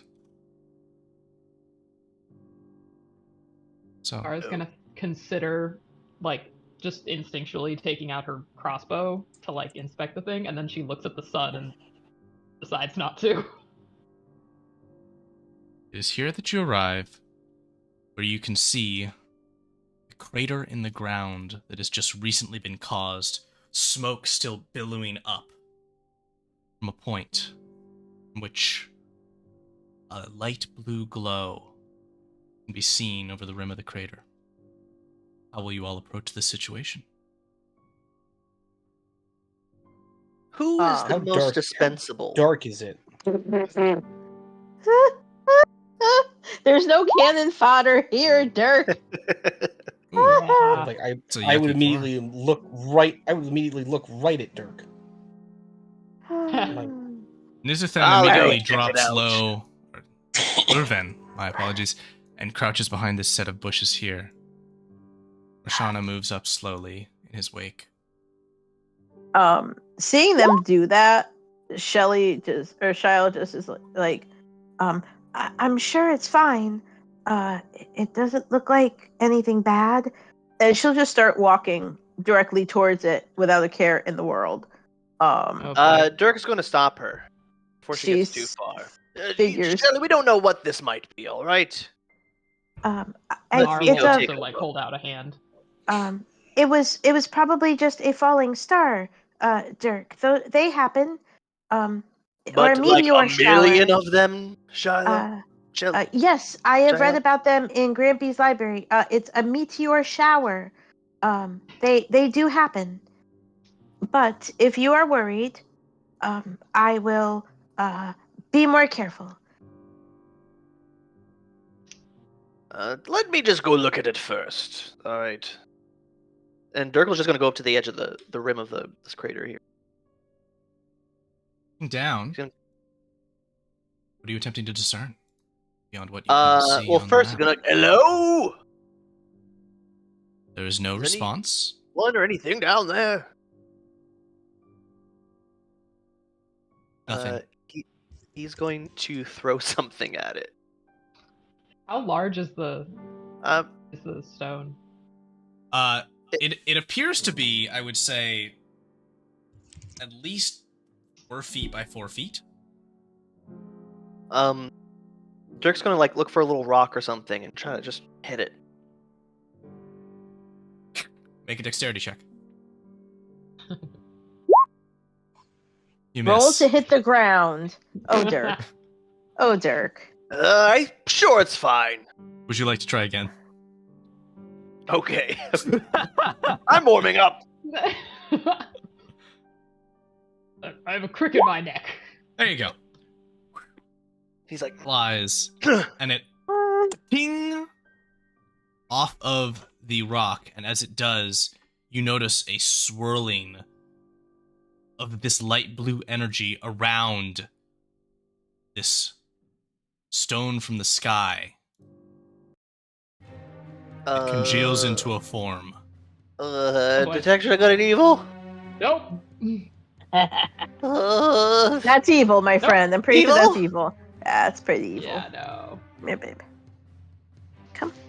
As this Valk. creature appears, it gives a oh, and what is all of your reaction to this creature as it begins to act? I'm casting. I have a spell, shield on myself. Okay, so you are taking combat actions. You're not giving it the go ahead. In that case, please roll for me initiative. Oh, maybe I'm gonna try and throw a Pokeball at the Gengar. What the hell? Yeah. All right, let's see if we remember how to do this. Yeah. Click on our token and Yeah. hit a thing. Cool. Click. I clicked on my forgot to click token. the Dirk got a Wait. 7. Where the hell is initiative on this It thing? will never not be weird Oh, rolling no, cleric that's initiative not at +2. Wait a minute, I'm where the doing hell is better than- initiative on the character sheet? Top next to AC. Next to the armor Oh class. yeah. Oh, you know why? Because I have a +1 to initiative, and it looks really low and sad, so I ignored it. Okay, that's what it is. It's better like than I us. can't be right. Mwah. I have.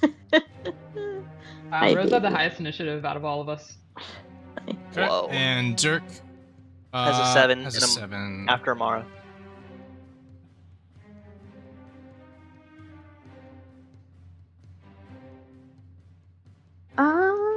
Creature acts first. Fantastic. So what it is is- going to use the action which it had prepared. which is going to have a 40-foot radius. No, it's not. Nothing's within 40 foot, so it's just going to hang out there and snarl, readying its little arcane-powered fists. Rose Tranmere, you're up.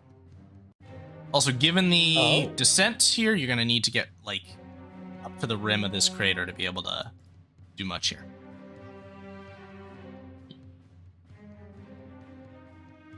No, that's okay, because we're just going to do something that's just way better. Question is, who do I want to do it towards?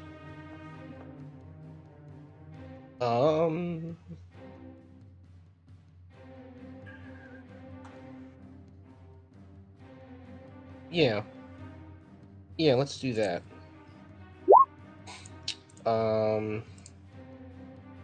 I'm gonna move up to maybe like here. Just so I can make sure that Dirk is in range, but I think he is. And I'm going to bless Shelly, Mara, and Dirk. Bless is a D4 or a Lovely. D6? I forget. Bless is a D4. D4. Okay. D4. And it's for thing. Attack, roll, or saving throw. Fantastic. Okay. All right, is that your turn, Rose? Yes. I have Cool. nothing else to do. Jael, you're up. All right. So, this creature hasn't actually spoken anything. It just kind of made like a growly grr noise, Yep. but hasn't actually tried to convey anything. Yeah, its sound echoed in a strange, radiant way. The sound waves do not seem to have traveled through normal vocal cords, as one might expect. Huh. Coming up here to the ledge and getting a closer look at this thing, what would I have to roll to see if she would know what that creature is? Maybe from studying books or Arcana. whatever. Arcana. Well, let's give it a try. Let's see. I got a +3 to this, but I'm not proficient. But let's see. Arcana. Do a thing. Roll 20. Did I do a thing? You have no idea what's going on here. What you got? Bummer.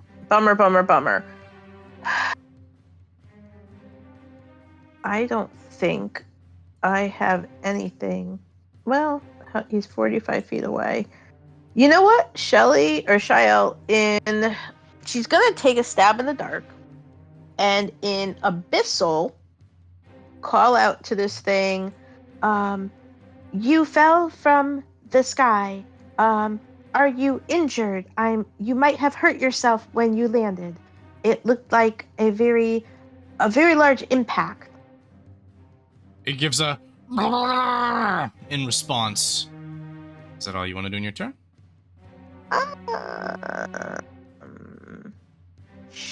She will.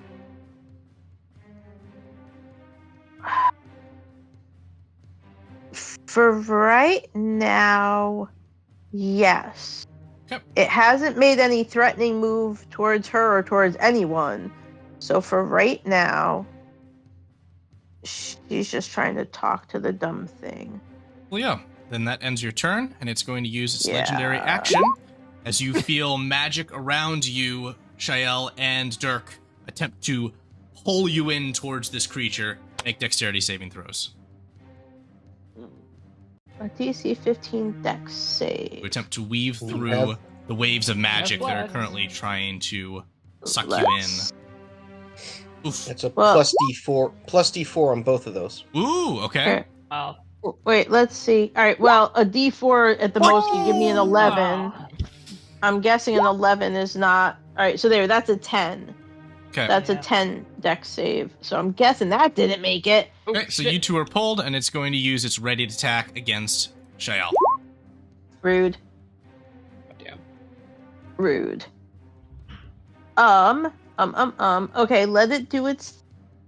That is a Thing. 19 to hit. Yeah, she got an AC 11 for crying out loud. God. Let's see.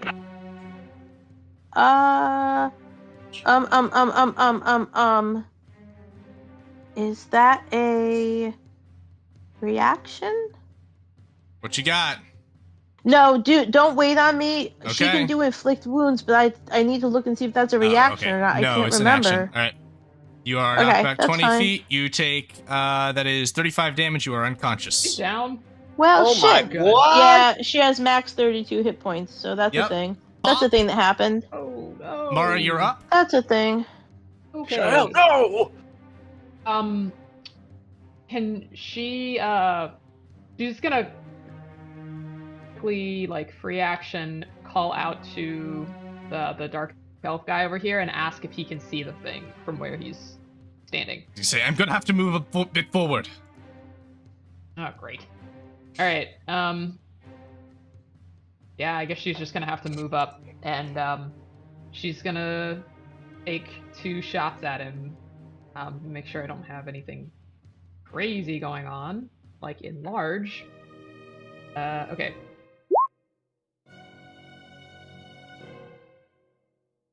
All right. Those are both hits. Oh, lovely. The arrow sinks into the creature. The energy seems to dissipate and bleed out a bit away from it. I would like to make that last one a distracting strike. Okay. So give me a second. Figure out where my stuff is. Okay. Ignore the. Oh god. Dirk, you ready to go? Sorry. Ready to go. Alrighty. Yeah. Let me roll the extra damage on that, and then whoever attacks it next has advantage. Beautiful. Dirk, you are up.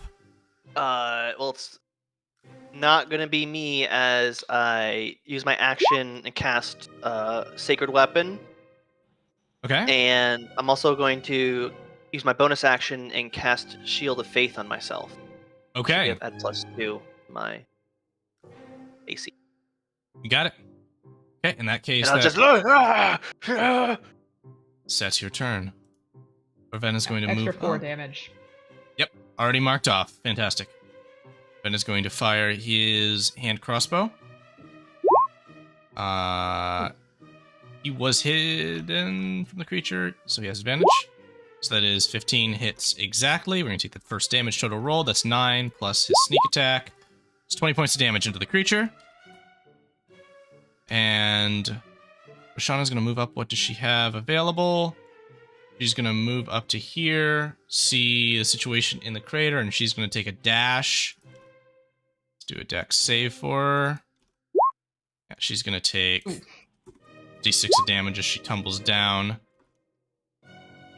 the ledge, but make her way up to unconscious Shael, but that's all she can do. Those of you who were pulled in did not suffer fall damage. The magic cushioned your effect, but then delivered you into the fists of the raging elemental. That's where I want to be.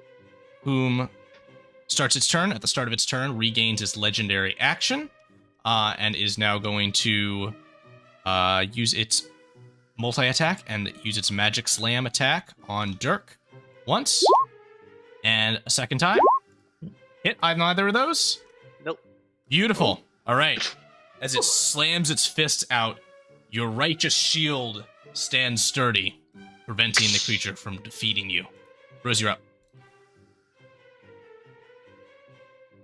Rose is going to jog about 30 feet to here at the top of the ledge. She's going to swear in Celestial. As is customary. As one does. Celestials have swears. Sure they do. Well, it's a family thing. It's like half dwarven, half celestial, and then I'm gonna at level 2. No, not that spell, you stupid computer. At level 2, we're gonna use this on Shelly.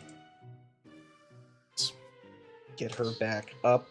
Wasn't exactly damage I wanted on that. Shelly, you And were conscious then but as- prone. Our main action. Do I want to make this thing painful or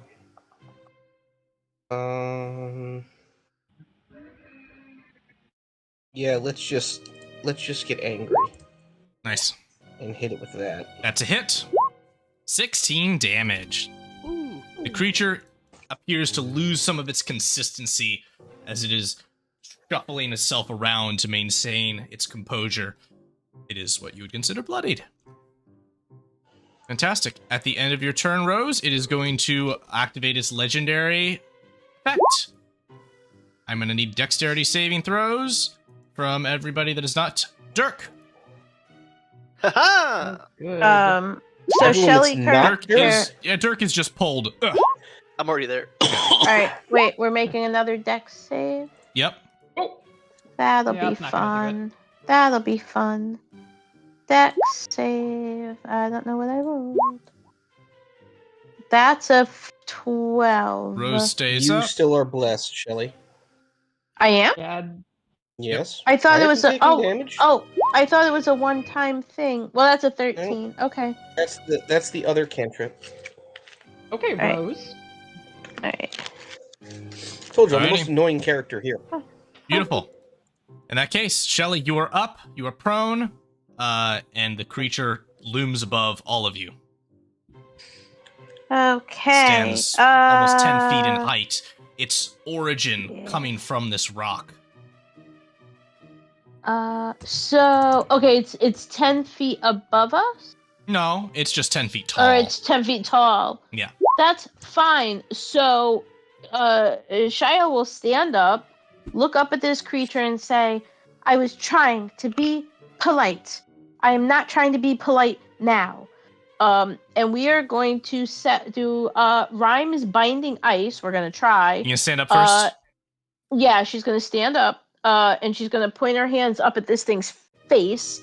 DC 14 con save. It's a 30-foot cone. On a fail, he's gonna Fail. take 3d8 cold damage and be hindered by ice formations for 1 minute. Which a creature hindered by ice has its speed reduced to 0, and he's Got about it. to take 3d8 cold damage. Let's see it. So let's do Yeah. a thing. Oh crap! Really? Mm. All right. He 9 takes points. 9 cold damage, There it and he is. feels like he just walked into a freezer. This ice blasts up, and- almost like snowflakes Yeah. dancing off of Shile's fingers that crystallize and then turn into spikes that flow into the creature. All right. So the good news is, because he is hindered, his speed is reduced to 0. So that's something at least.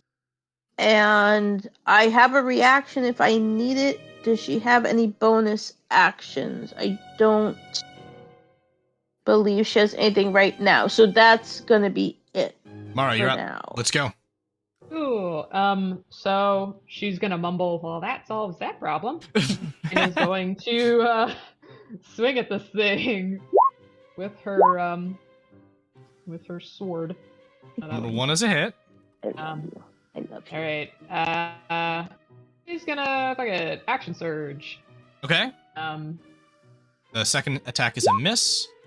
Kick his All right. ass. That is a hit. And then, as your sword cleaves through its elemental bindings, this last strike will destroy it. How would you like to do so? I think we were aiming at the actual like body of the thing, not the Yep. Correct. crystal. Yeah. I don't know. I think she's just gonna take like one last slash across it and see what happens.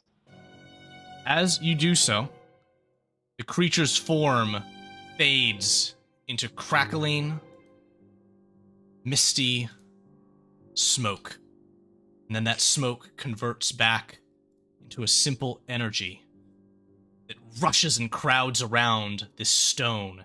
Its purple and azure hue crowding around it, but then it dissipates away from the stone, and the stone's original light blue hue is restored. Creature is gone. We are out of combat.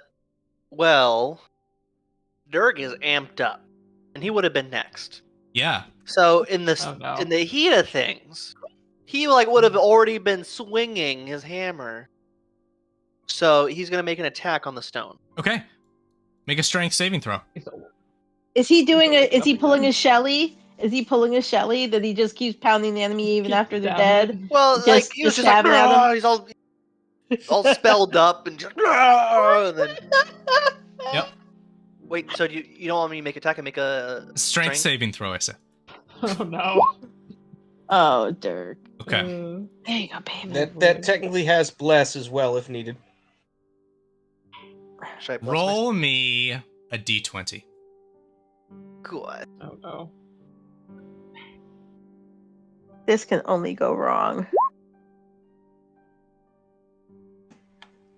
That's 14. Rose rolling a d4. You rolled a 14. All right.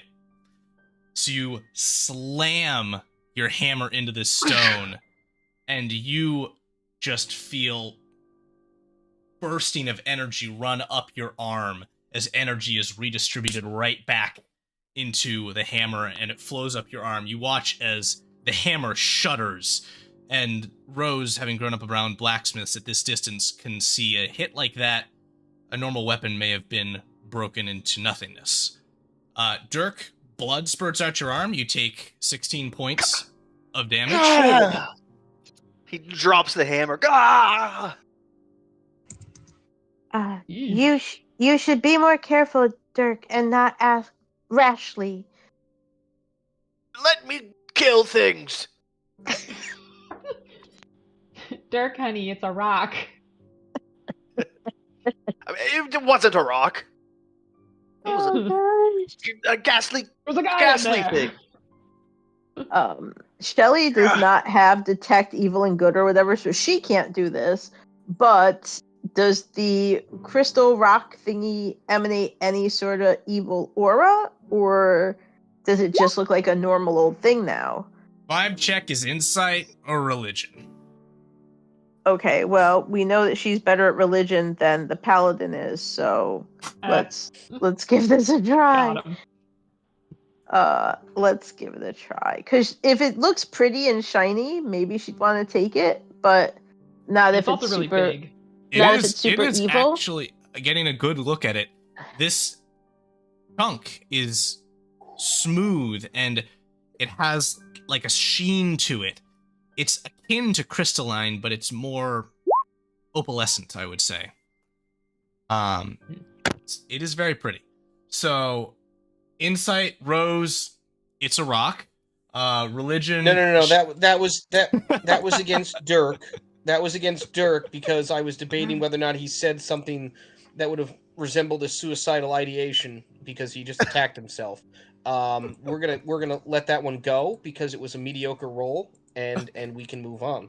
That was Okay. purely for my own entertainment. Yeah. All right. Shael, religion. I would say that But I will join everyone in the hole, however. you have not been one who is touched by divine power. This thing does not resonate divine power, but it resonates power, and you can feel it within yourself. And it is sort of influencing you in the same way that divinity might. It is not simply raw arcane magic. Do I like the power? No, but I would not contextualize it as the conclusion of respect, but it certainly has an air of I'm just aware of sovereignty to it. its eminence. Okay. I don't know. I mean, besides my arm injury, I don't know if we want to mess with this rock much.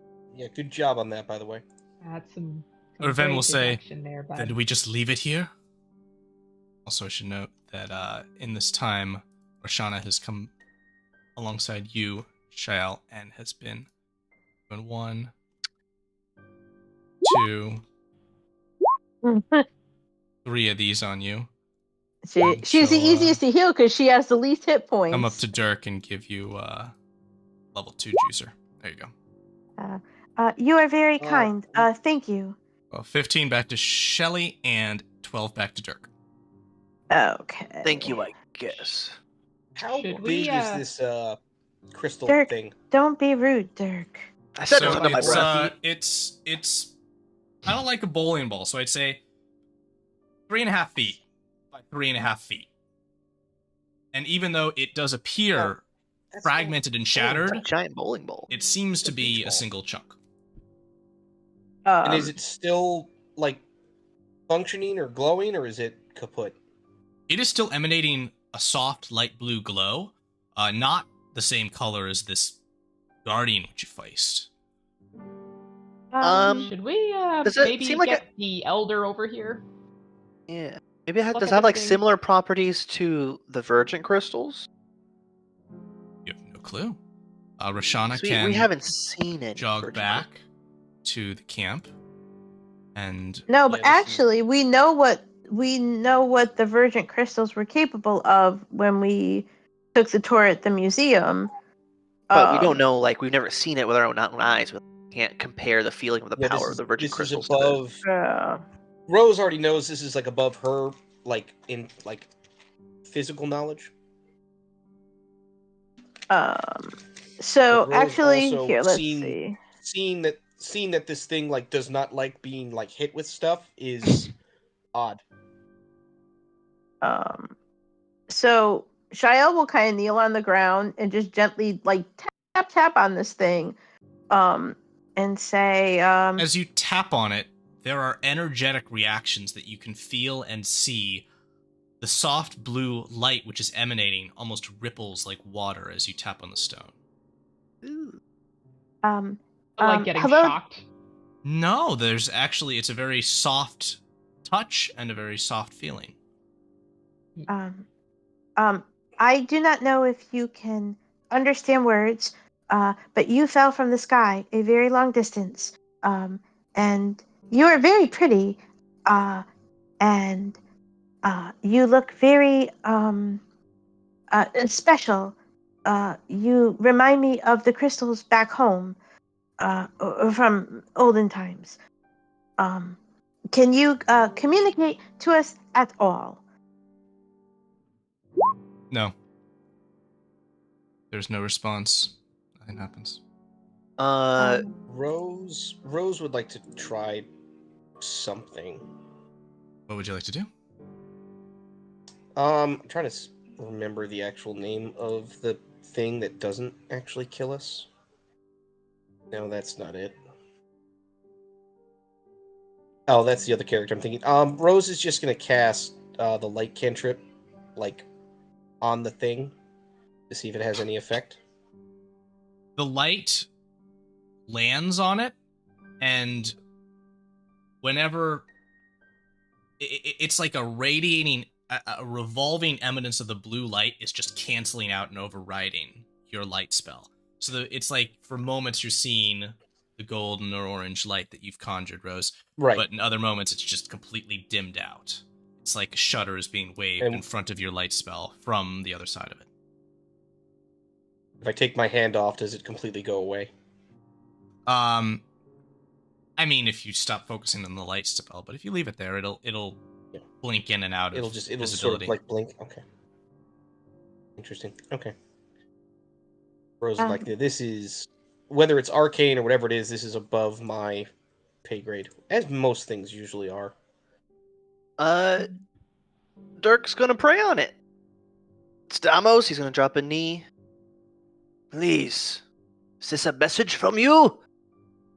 Do you have mercy on us? Is your house full? Roll a religion check at advantage. Ooh. As Don't give as him this is advantage for that. happening, Oh, Awful no. pun. Oh, as this is happening, several of the Don't dark give him elves advantage are, on that Oh awful my god, I rolled a nat 20. your deity does like you after as all. you are looking down on this rock, you feel a Uh, presence. Oh my god, wait. Presence of Oh my god, it's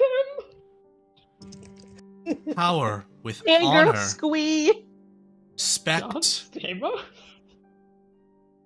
holiness. And then you witness. It seems like a voice, but your ears are unaffected. It is thoughts that are softly spilling into your mind, landing as if on silken felt. This should not be what has happened. It said this should not be what has happened? I must warn the others. Dirk, Uh-oh. this stone, as it seems to you, will mean nothing or everything, or opportunity. Take care in how you treat it. Wise, as I know you can be. Go forth. Name. Presence leaves you. And only Dirk heard that? That's right. I'm imagining God, I collapsed, having like seizures, Oh man. and I'll wake up. He was hit with the spirit. Oh my uh, god. Start speaking in tongues. All right, I know everything and nothing. Mara's like, well, yeah, that's about right. We knew that. Okay. Something holy has you know happened what? here. Oh, Dirk. I feel like every time I do these rolls against Dirk, they always come out kind of sort of meh, and I don't learn anything, and I somehow feel like that's on brand for both of us. Stamos As Because it implies I'm A, good at this, and B, you can learn something from Dirk. as This is you're recovering from this, Dirk, one of your new followers, Fomer, kneels and places his hand on you and says, "Are you all right, Sternglen?" I'm not sure. I heard the voice of Stamos just now. It's And the woman never felt it this strong. The woman Celeste says, "So it was not just I that heard something. Did you hear, Paige? I did not hear quite words, but I felt. Was that Stamos?" Yes, I believe so, and I've not felt it as strong as I have now. We must take this rock with us. They nod and they say, "Let us begin to try and move it?" Let us begin the excavation of this holy site. As they move around it, they lift, and it's a bit heavy, but 2 people can carry it, and they're able to lift it away from the ground with relative ease, and then hold on to it. The Elder Nizathen just kind of nods and says, "I will respectfully designate this as your responsibility. We will carry it on our cart, but what happens to this object of power is not for the Dark Elves to decide, unless the 2 of you see yourselves more in line with Stamos than you do with our kind, which would be your free choice." Yes, it's up to you, Pages. But for now, we must protect this stamonium. Oh my god. I was going with Stamonite, but that's okay. I like where you're going with it. That's good. I'm just gonna write this down for the record. We're not using it. Yeah, Take it from the girl who loves 100%. minerals. 100% Gibbs slap just occurred. This is quite a holy event. His house is full.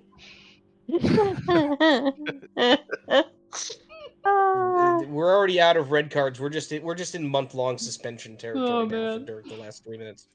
And Dirk's, Four as games they're suspension. carrying it, he's just gonna keep like praying over the stamonium. Oh, man. Simonium.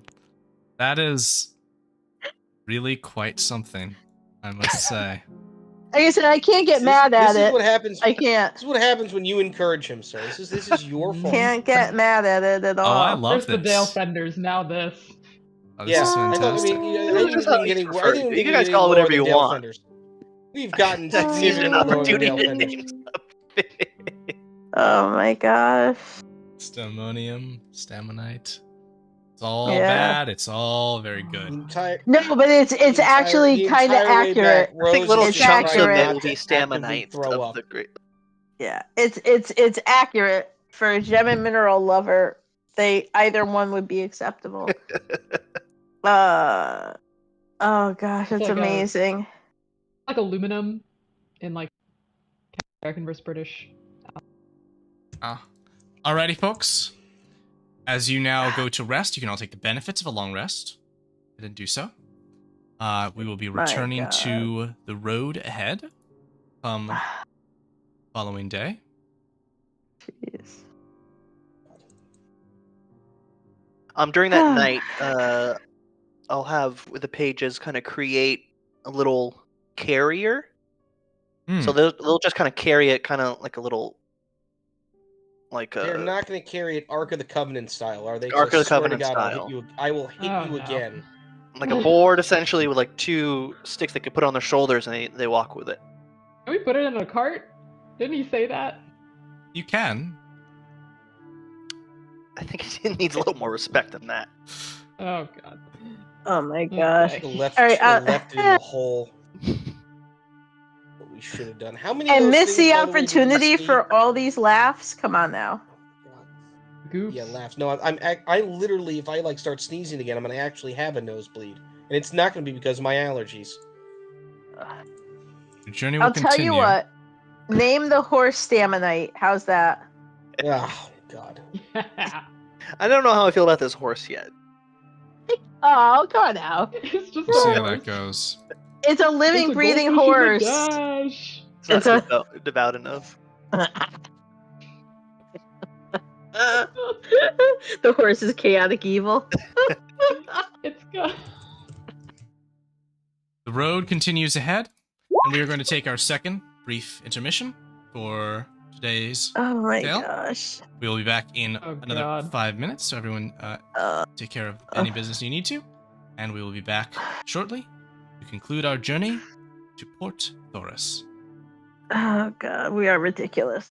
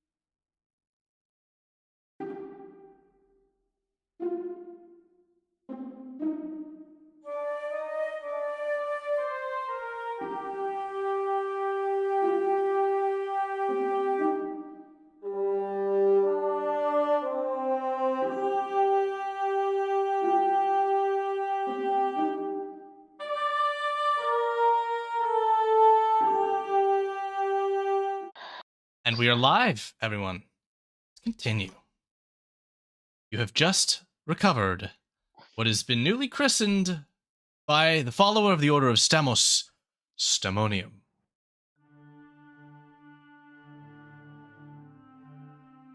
Another day goes by on the road. Uneventful, simple. Travel continues. You now prepare to make camp, perhaps, as the orange sunset begins to wash over the plains of Cadlia. At this time, I would ask all of you to make perception checks. Oh dear. I don't know if we're good at boy. these. Are we good at these? Let's see. Eh.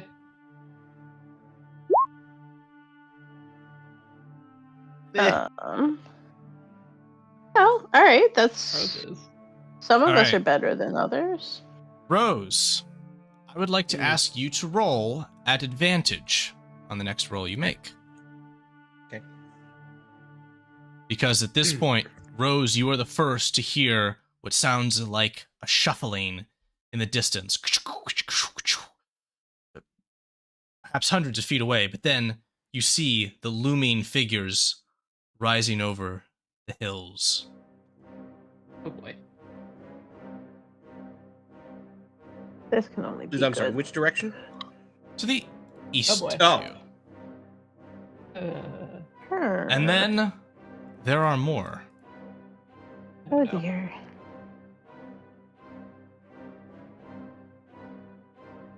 Please roll initiative at advantage, Rose, and the rest of you just roll initiative standard like. As you can hear as a war horn sounds. You can see bugbears and goblins and ogres rushing over the hill. Oh my. Several of them riding atop dire boars that charge forth. Aw. I I'm guess sure I they're haven't friendly. reflected, but I'm horse. You rolled initiative for the horse? Yeah. 18. No, it's not bad. The horse is ready for action. Good for you, horse. He's rearing to go. Horse pod. Oh my gosh. There it is. Also, this is the highest I've ever rolled for initiative ever. Oh my gosh. Roll for this guy. gonna be here, and enemy is on 4. Come here, babe. Come. What I'm talking about. And I believe Rose is the higher, so Rose will go first. As this goblinoid force charges down towards your caravan, you hear them shouting out, "Revenge! Kill the goblin slayers!" They probably mean us. Which goblins are they again? Rose, you are up. You'll have to specify.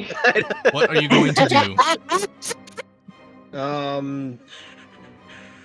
Rose is going to run over here to the sun, if I remember that's his token. And is going to kind of sort of ask, can we outrun this? He shakes his head quickly. Not with those boars and those ogres' strides. We fight. Okay. Which side we want first, top or bottom? He pulls his hand crossbow and says, "Your call."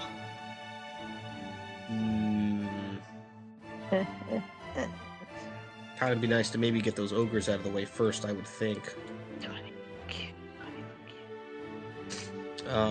Yeah, Rose is going to kind of sort of stay in the middle, but I don't think I have a held action for this. That's about most of my movement. Rose is going to hold a... Oh, wait a minute. No, that's not true. How far away are these guys? Far. Like, our 100 plus. Yeah, like here. These dudes, the big dudes, are 115-ish.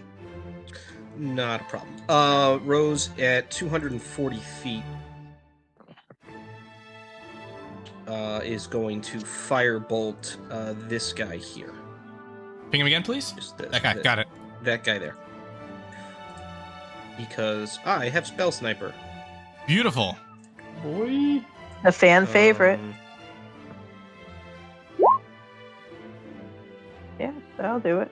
That'll hit. Roll damage, please. 13. Very good. He's taking damage. Mm-hmm. Is that all? Yes. Dirk, you're up. You have your horse, which can move faster if you would like to. That is, of course, a tactical decision. The horse has a 60-foot move speed, which can move you 120 with its action. Oh, with its action. Right. Interesting. Okay. Go on, Staminite.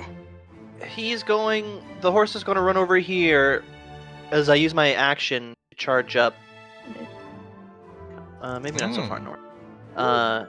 There is a grassy slope here, which obscures Yeah. their approach.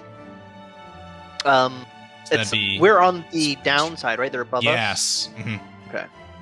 I guess I'll stay here and cast action Sacred Weapon. You got it. I'm going to save my bonus action in case I need it. That's my turn. Fantastic. Mara, Littlefoot, All right. those feet are never feeling so little as in a big open plain. Oh, you should have had the horse. Yeah, I should have. Thanks, Dirk. She is just in range to pull out her crossbow and take shots at this guy right here. Beautiful. So, alright. Heavy crossbow. Classic Dirk, day late in a dollar Wow. shirt, as always. Yep. Okay. So you make your attack with that, and it is not a hit. Both of them miss. Okay, I will. Yeah, I'm gonna hold off. And she's going to start. I think we're trying to take out the ogres first, is what I'm kind of seeing. So she's gonna try and like run up to Bigger that targets direction. first. Yeah. And that's it. That's Shelly. Okay, do you happen to have a thingamajigger for a 20-foot cube? I can approximate it for you. Oops, Okay, that's the wrong thing. so That's cool though. Here's what we're gonna do to these jerky jerks. She is going to cast Erupting Earth, which is a 20-foot cube. Each creature within the 20-foot cube has to make a DC 14 Dex save. They take 3d12 bludgeoning damage on a fail, half on a success. The ground in that area becomes difficult terrain. Here's an option for you if you like it. So if you can shift that to, well, here the dire wolf will be included, right? Those are the dire boars. I'm sorry. Yep. She wants to get them in there. Yep. So yeah, as long as they're in there, everybody else is just cake. Yep. There you go. I would assume that optimal. the riders on top of the boars are all effectively one and the same. So if you're getting one of them, you're getting. Well, let's put it this way. That's my hope. Yeah. But okay, so anyone within that 20-foot cube has to make a DC 14 Dex save, and I'm gonna roll you the damage right now. That sucks. On 3d12, really, Damn. roll 20. Anyway, but it's also not about the damage. now. It's about the annoyance.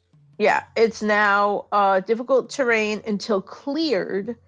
What is if the they were to saving try throw and- for me, please? DC 14 Dex save. DC 14 Dex. Yeah. 1, 2, And if 3, 4. if they make the Dex save, they take half, or they'll take full bludgeoning damage. And that really should have been better, but Ooh. that's okay. Okay. Yeah. This is for the goblins. So, buddy number 1 up there takes full damage, is bloodied. Cool. Then this guy is gonna take half damage. That's he's bloodied. There'll be 10. I'm sorry, 5. Yep. Half of 10. He's bloodied, and this guy takes full damage. Is kaput. If it'll let me. I'll have to get that in a moment. And I think after she Go. does that, and she sees that it actually was effective, she's gonna do a little bit of a happy dance. But then she's gonna call out to them, please don't come any further because I didn't sleep well last night and I'm very tired and I will kill you all just to make myself feel better. Full 11 to the big boys. And these creatures, they're not rooted, they're just in difficult terrain. Yeah, that space becomes difficult terrain. If they want to try and clear it, they can, but I don't know if that's an option. But each 5-foot square requires at least 1 minute to clear by hand, if that matters. Oh, forget that. Yeah, that's not gonna happen. Cool. Alrighty. So Damage is accounted for. Creatures are cool. in difficult terrain. I will mark that in a moment. And that is just in that. case they have like ranged weapons, she's gonna go on the other side of her donkey friend. That's going Not to use the Okay. donkey as cover, but just because, map player. That's no because doubt. reasons. Boom. All right. The Because goblin reasons. retribution is up. Rude. Their reprisal. Up here, Dirk. This goblin on the back of an ogre says, "Here, go get that one." And the ogre goes, "Okay," and starts stomping over in your direction, sliding down the hill with ease, and making it. Oh, does ogre have 40? Ogre has 40. Damn That's it. just right. Oh, All right. Damn it. Ogre's gonna make an Come attack on now. against Dirk. It's no good. The goblin dartcaster is gonna send a witch bolt at Dirk. Oh no. 24 to hit Oh, for one. Oh, oh my Zap God. as electrical energy sizzles through your plate. Wow. Did something happen? A little static shock in here. The other ogre is going to make its way down the hill this way and start dashing towards the caravan, making it to here on a dash. These boys. other folks here, let's see, these bugbears up here have longbows. They're going to line up on the hill and start shooting arrows. And then the rest of these clowns in this chunk are going to start accelerating. These guys are going to charge 60 feet. So are these guys. And then you've got these guys who are stuck in the muck. So bugbear gets 10. It's 50. This guy gets 15. He gets 15. He gets 45. Up. This guy is 10, 20, 30. He gets 20 feet with a dash. Kind of funny. All right. And then the dire boars are pretty fast. 40 feet. So they can clear it with 10, 30, and then they can dash another 40. This goblin's going to have to make a dex save. He succeeds. He doesn't get trampled by the boar. And then this guy is going to be that, and then that up to here. And another goblin dex save. That goblin also does not get trampled by a boar, as was wont to happen. Nimble. In that case, it just leaves the shooters left, and they're going to kind of take some shots here. One against Mara, one against Rose, one against Irven. Oh no. 1, Mara. 2, Rose. 3, Irven. It's pretty consistent. That's the goblins. It's bad guys. All right, you've got allies though, and they're going to roll. Rose, are you prepared for your turn? Yeah, which one hit me? The second attack.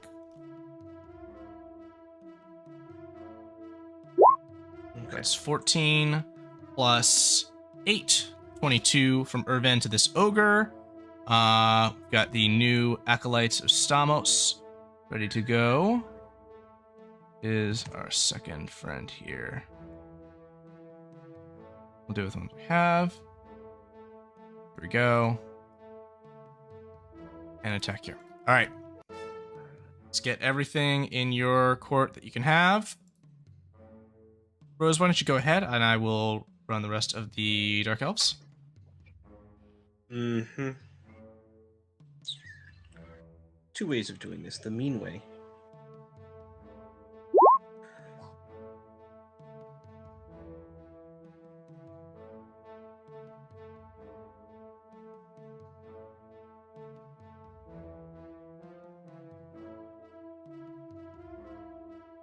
What are you doing over there, my friend? I'm being a terrible person.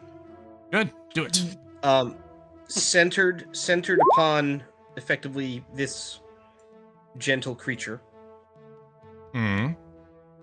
Fireball in 20-foot radius. Fireball. Ooh. Good. And, Oh yeah, that's a good fireball. okay, and this is all the Dark Elves on that big ogre that charged right up. 9, Yep. 7. It is still alive, but on a hair of its life.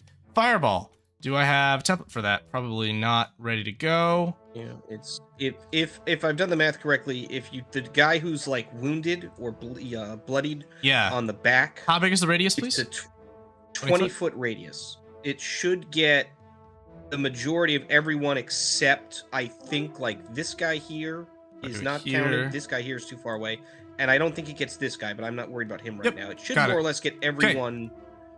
I got the targets Okay. set. Damage, let's go. 14. Oh, All right. that feels 2, 3, kind of big, but also kind of not. 4, 5, 6. What's 8d6? Big for the 48? That's a goblin. And then 1, for the 2, goblins 3, is 4, right. 5. Oh. And then Oh, we got a crit fail. That's nice. okay, so the goblinos, none of them succeed. That's not a. The bugbears, 2 of them succeed and take only 14 damage. 14. He's up bloodied. He takes 14 and is bloodied. The rest take full damage, and the boar takes full damage, which is 28. The boar is bloodied. And we have dead. Good.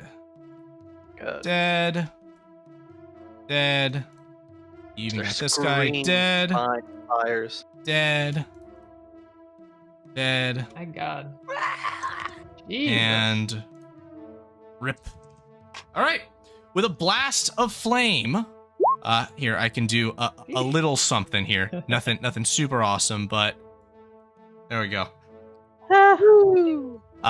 These goblins are all reduced to charred husks that flop down upon the ground.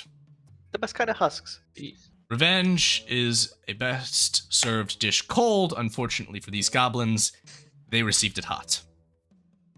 So, that is Rose, and that brings us to Dirk and his duel with the ogre. He has his mount and the goblin has his. What is he going to do? Well, you can point actually, out that- if you would like to attack the goblin, you can just reach up and do that. well, I am because the goblin spellcaster. I've deemed you guilty of casting magic without permission in the Virgin Empire. Oh! Wow. Meet Wow. your fate. Get as out. I I mean, say. technically. Dirk is a hypocrite. That is 9 bludgeoning damage off of no attack. Yeah, he roll. has permission. Hold on, Yeah. He sent away for it out of a cereal Okay. box. Come That's on a now. hit for 9. Are you throwing in special sauce or is that it? Well, I have a second attack. Okay, he is bloody. This is my second attack. That is a hit. Any special sauce? No. Okay. Might. He is still up. You whack him twice and he goes, "Oh, turn around! Go away!" Repent. Alright. And the goblin gives Go a away. me repent! Don't get together!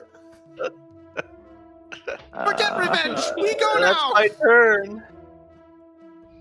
Mara, Uh, you're up. I have a quick question. What was the verdict on the enlarging bread?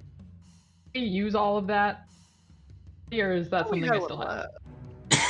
I wasn't tracking it would that. be That's on you very guys. stale. It would be super stale by now Very if we stale. had any. It would be very stale. Yeah, that's okay. We don't get to make that No. anymore, right? That was a thing.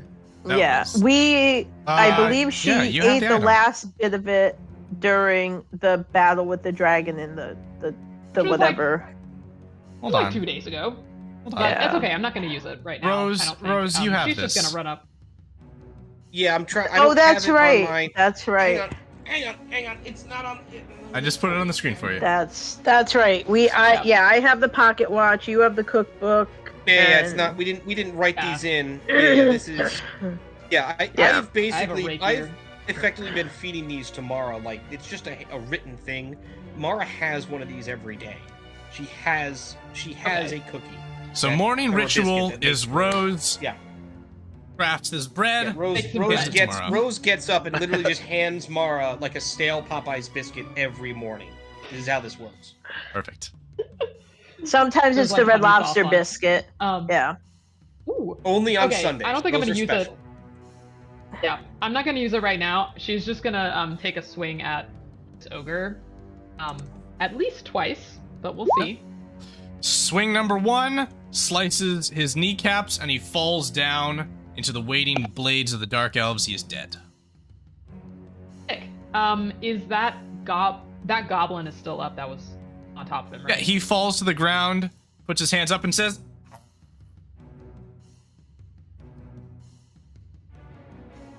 Oh, sorry, I didn't hear that. Yeah, what does he say? "Oh, sorry, my mic didn't pick up." He screams in a somewhat frightening and panicked way. It's somewhere on that cusp. Okay. And very high pitch because Jeez. the mic was like, no. Yeah. She's gonna leave him to the other dark elves. Like Okay. I'm not even worried about it right now. And start. Yeah, I guess she's gonna start looking at towards these guys. And yeah, that was my action, so she doesn't have a dash. Yeah, so that's it for me. Okay. I'm gonna switch weapons. Shael? Mid attack. All right. So as she makes her way through her friends here to get a bit closer, she will motion towards the goblins that have now been turned to dust by the fireball and say, just so you all know, that is what the cremation process does look like. I've learned that much for the family business. And she is going to focus her attention on these morons over here. And we are going to try and hit them with an ice knife. Let's see. She's going to focus it on the werebore to start. And I have to roll to hit. If there was ever a time for this spell to not, screw us. Which one? The ice knife? Ice knife. We'll see what happens. I can't promise. Oh, well, okay. So that happened. So the werebore on a crit takes 16 piercing plus 18 cold, and when it hits, it takes the hold on. It takes the piercing for sure. The shard then explodes. The target and each creature within 5 feet must make a DC 14 Dex save or take that cold damage. Well, So the boar takes the 16 piercing, and if he fails the Dex save, he also takes the 18 cold. He's gone. Lovely. And the two idiots riding him the cold also have to save. Right? It's not half damage? Hold on a sec.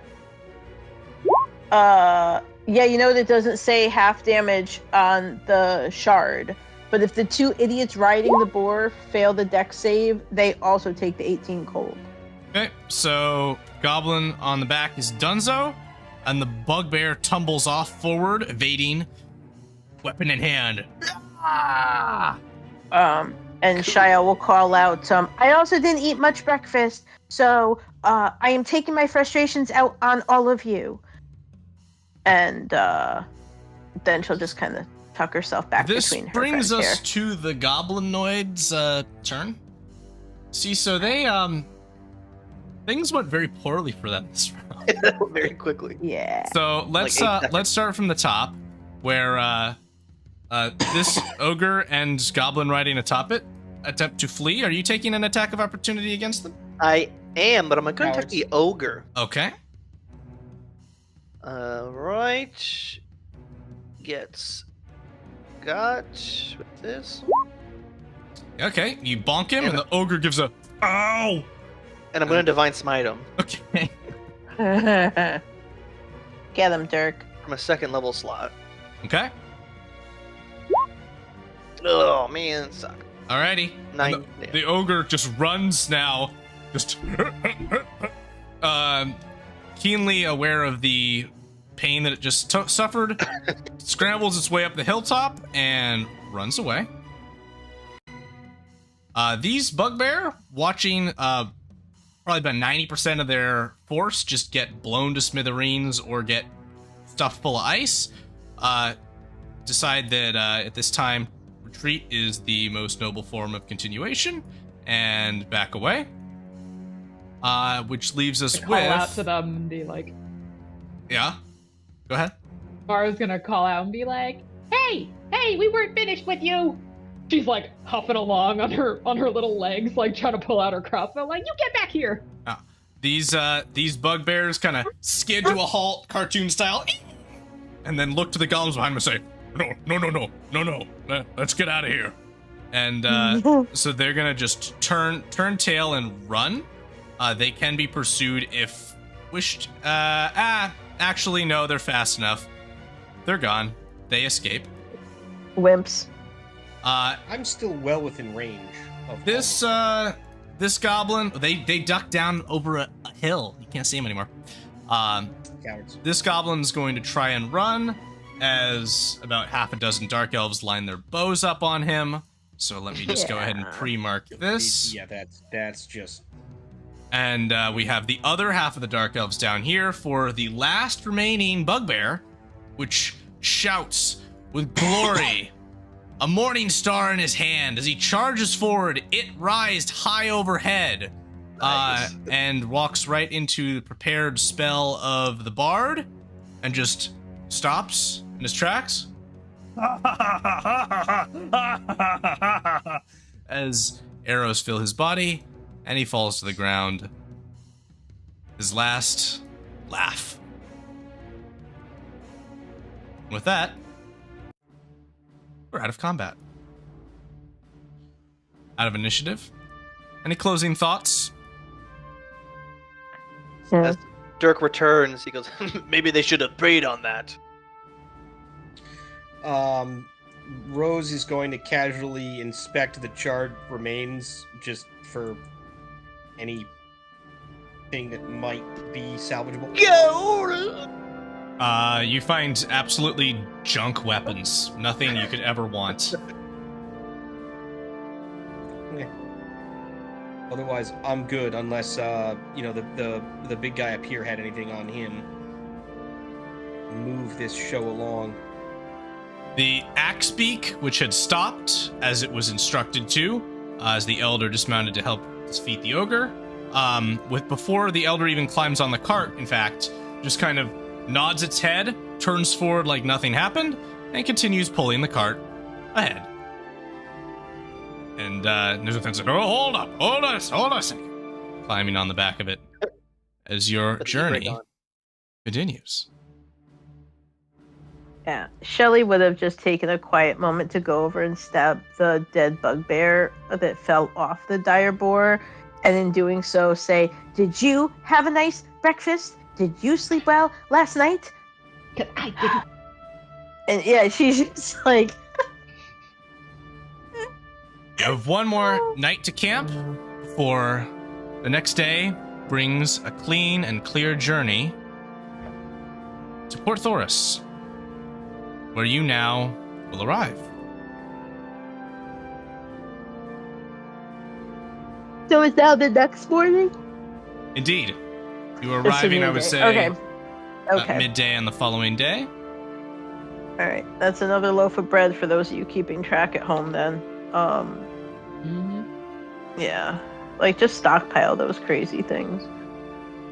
I think the biscuits only last a day. I have to make one every day. Give one to the Can I request, horse, like, please. At some Not point, giving please. a Popeye's biscuit. Can I request, like, I'll give one to like the a donkey chive and because the onion? donkey's like turned into a badass. Wait, can we do like a scone or something? It's fine. I cheesy prefer the biscuits are fine. breadsticks That's and fine. Olive Garden. I'll just That's fine, throw that yeah. in there now. Give me a Olive Garden breadstick. Oh yeah, Please, at some point, feed one to the horse because that would be amazing. that'd be sick. You are arriving. yeah. After that, Go ahead. after that battle, Mara's gonna be like, Dirk, I really could have used that, your horse there. They're fine, as he pulls the horse and keeps going. Mind you, there's probably room enough for both of you on the horse. Like, it's Probably not a she's two-door not that hatchback. big. It's a four-door Halflings- sedan. Halflings with their whole does not occupy the space deal might be the perfect second rider. My Yeah. God. She's My just gonna, like, God. keep clotting down and mumble half curses in halfling at him. Indeed. He's oblivious. Yes, he is.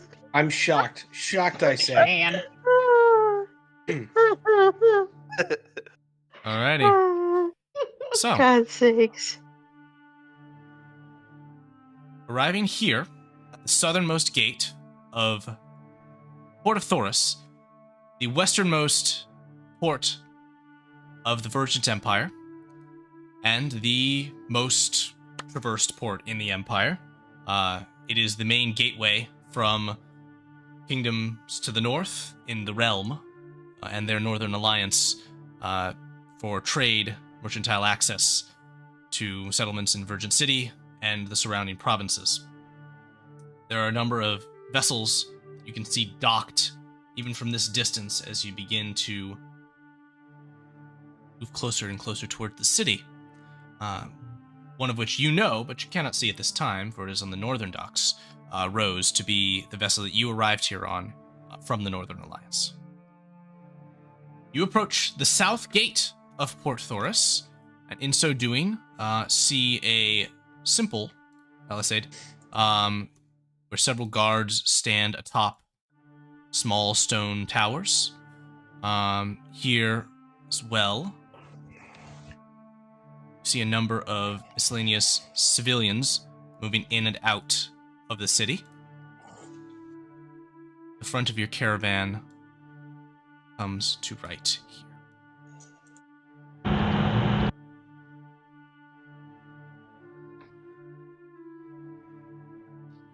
Does You have to, anyone? like, talk to them to get inside? Maybe we don't want to bring all these refugees in the city, just in case. Are they gonna be like looking We're- weird at the we have dark to elves? bring them in somehow. We gotta get them on a boat.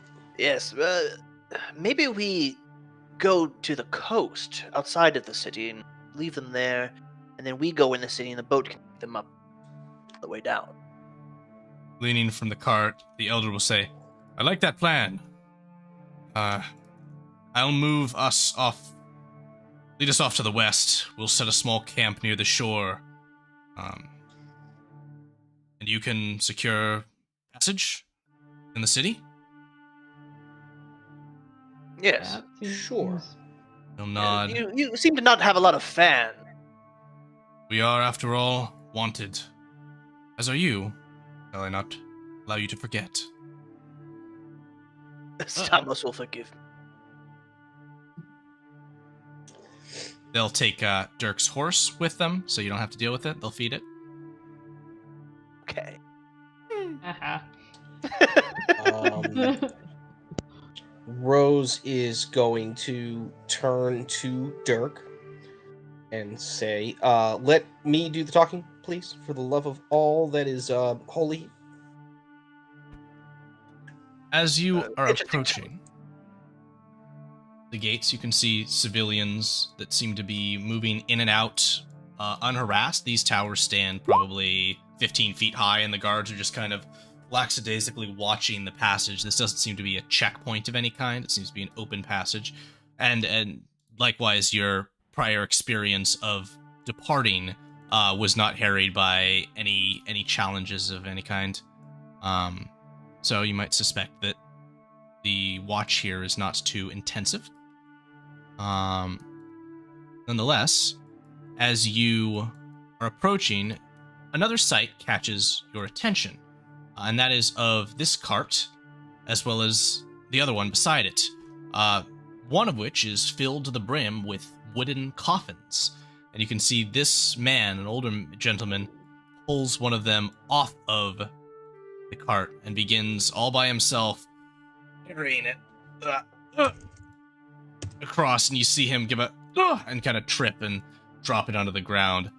Just give a and kind of pull himself back up, and then move over to start picking up this coffin again. I'll help him. All right. He's just moving it to another cart. Excuse me, sir. You look like you could need help. Oh, thanks, Stamos. Indeed. Yes, of course.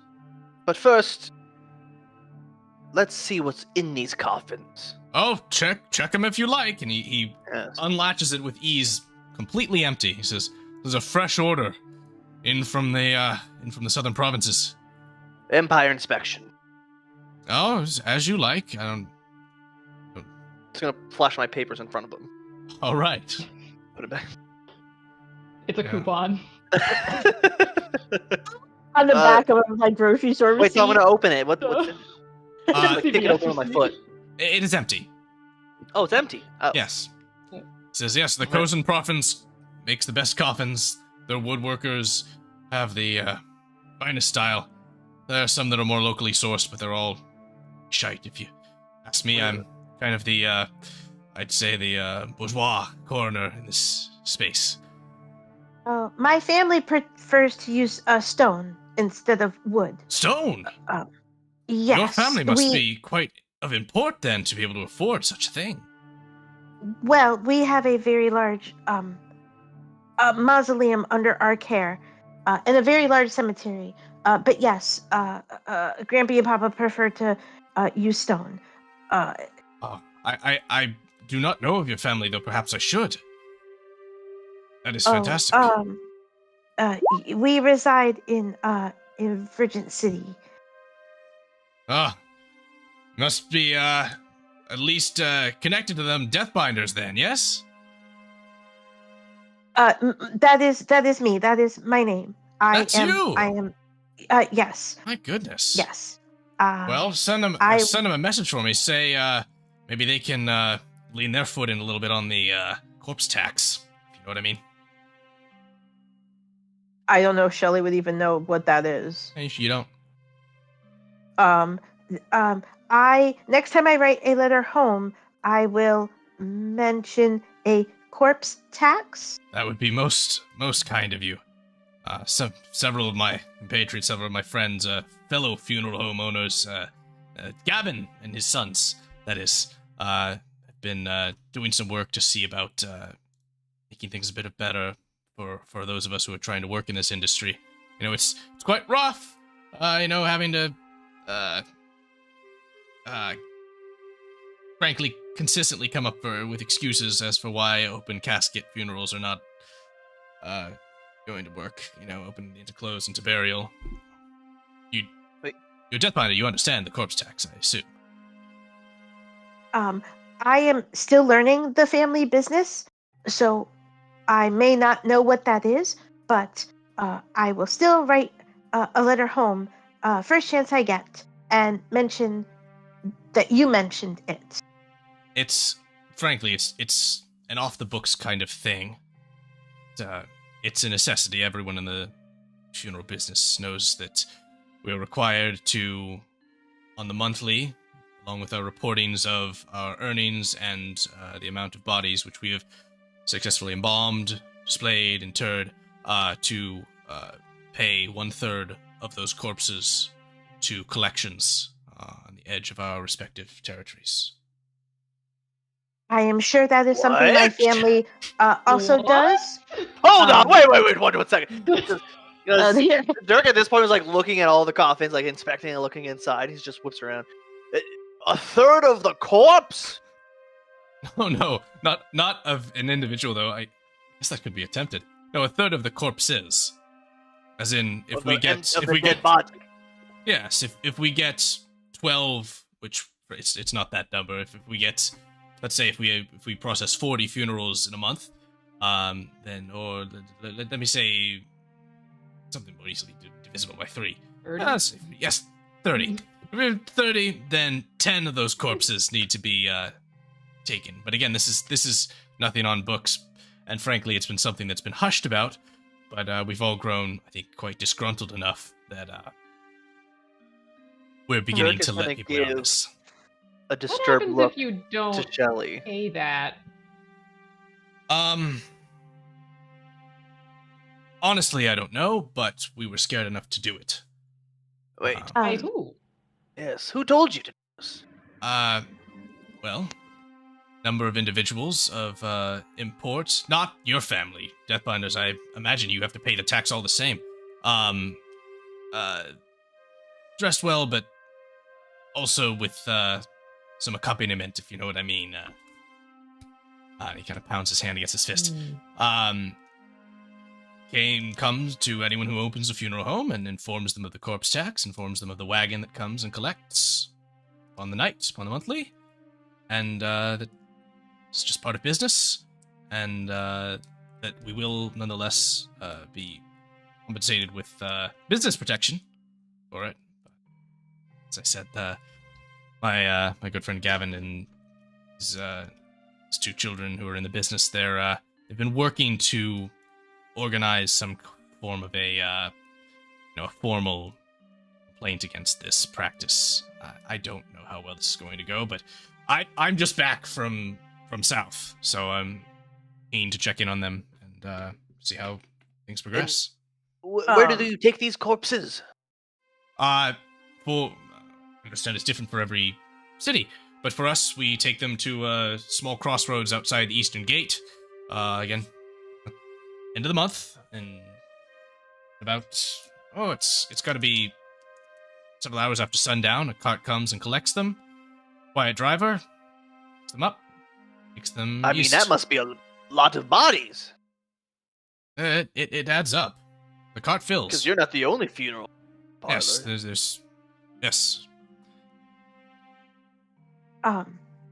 as this man is speaking, Shelly whips out her spell book / journal, her wand / pen, and is just writing furiously as he speaks. Because yes, this is something that she does need to send a letter home about. When is the next? This is me asking in game. When is the next end of the month, first of the month? When is the next time that they plan to do this? Like, do we know what date it is? It's a couple weeks away. Okay, so it's not like we could stick around for it. I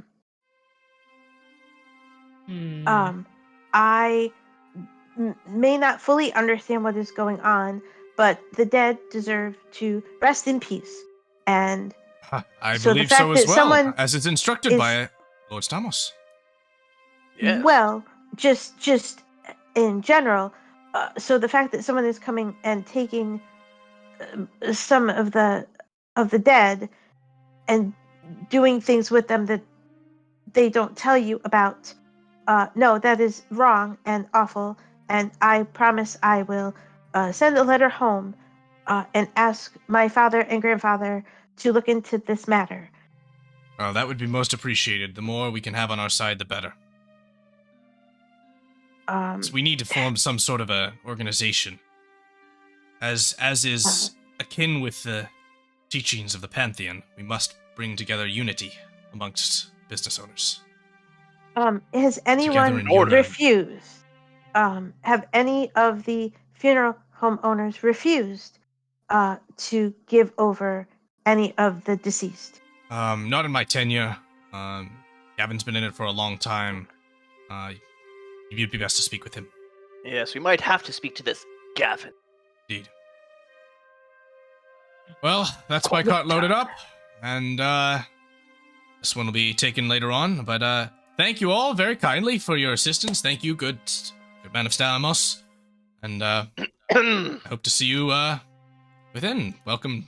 Do you have any donations for the church? Frankly, I'm a bit stretched after being on the road. But here, what can I do? It's a little bit here. He hands you 3 silver pieces. Ooh. Yes. Thanks, Stamos. There's like score. Score. I mean, damn it, Dirk. Be much appreciated. What's the deal with the church in the city? The Temple of Stamos. Oh, there is an actual Temple of Stamos here. Yes, have you not been before? Yes, it's on the on the northwestern side. You can visit it at your leisure. Taz. I will see you within Port Thorus. Nods and gives a see you around. And Corpse we'll, man. Start moving his cart along. Hi, Corpse Man. That is. Doesn't Dirk know that there's a Temple of Stamos here? I feel like he should know that. So right? you visited to pick up the Oh, job, surprise. but then the job was too urgent. You had to move forward. And You didn't make it. and Dirk has kind of roamed all over Cadlia, so he gets confused. All right. Well, the city, we need there's to... 5 and then who's who there, and Yeah.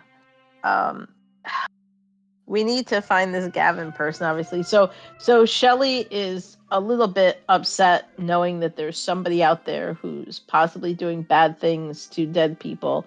Not that her family's ever done that, not that she knows of.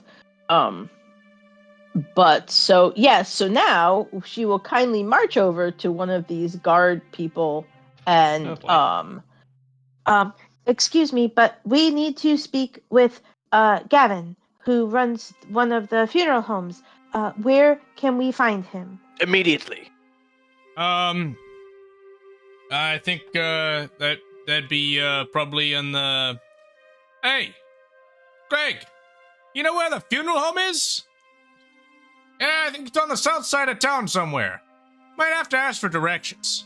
I don't personally plan on pre-ordering my casket. I'm sure you will live a very long life.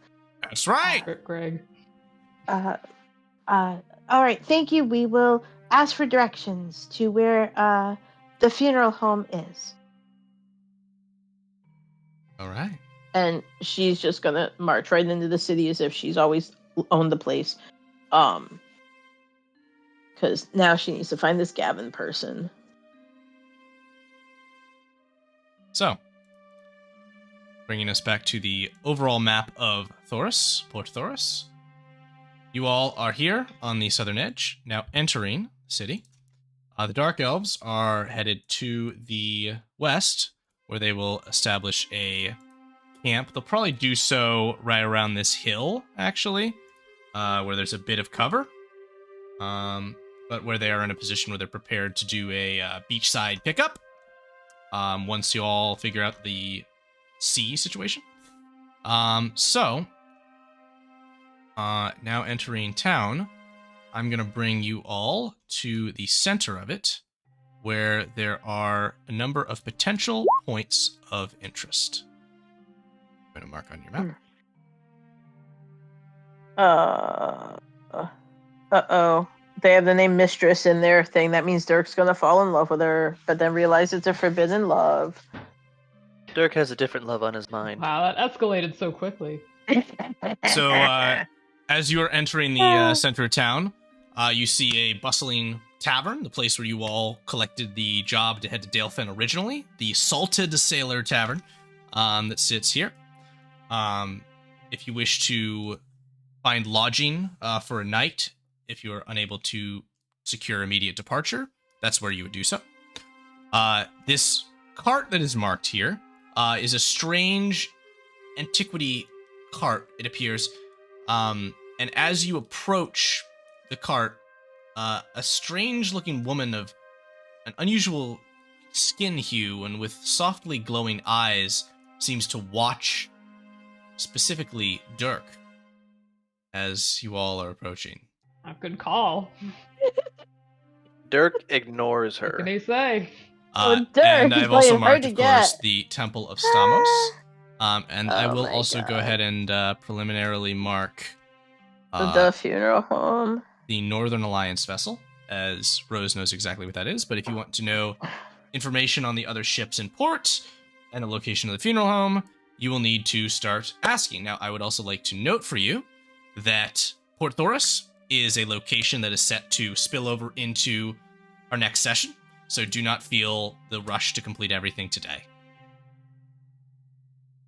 Well, Where are we going to first? while we're at the cart and Dirk is making googly eyes at the lady, No. He's fully or ignoring her. she's making googly eyes at him.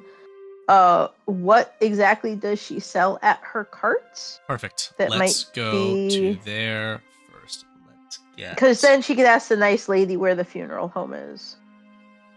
something. Let's do Yada.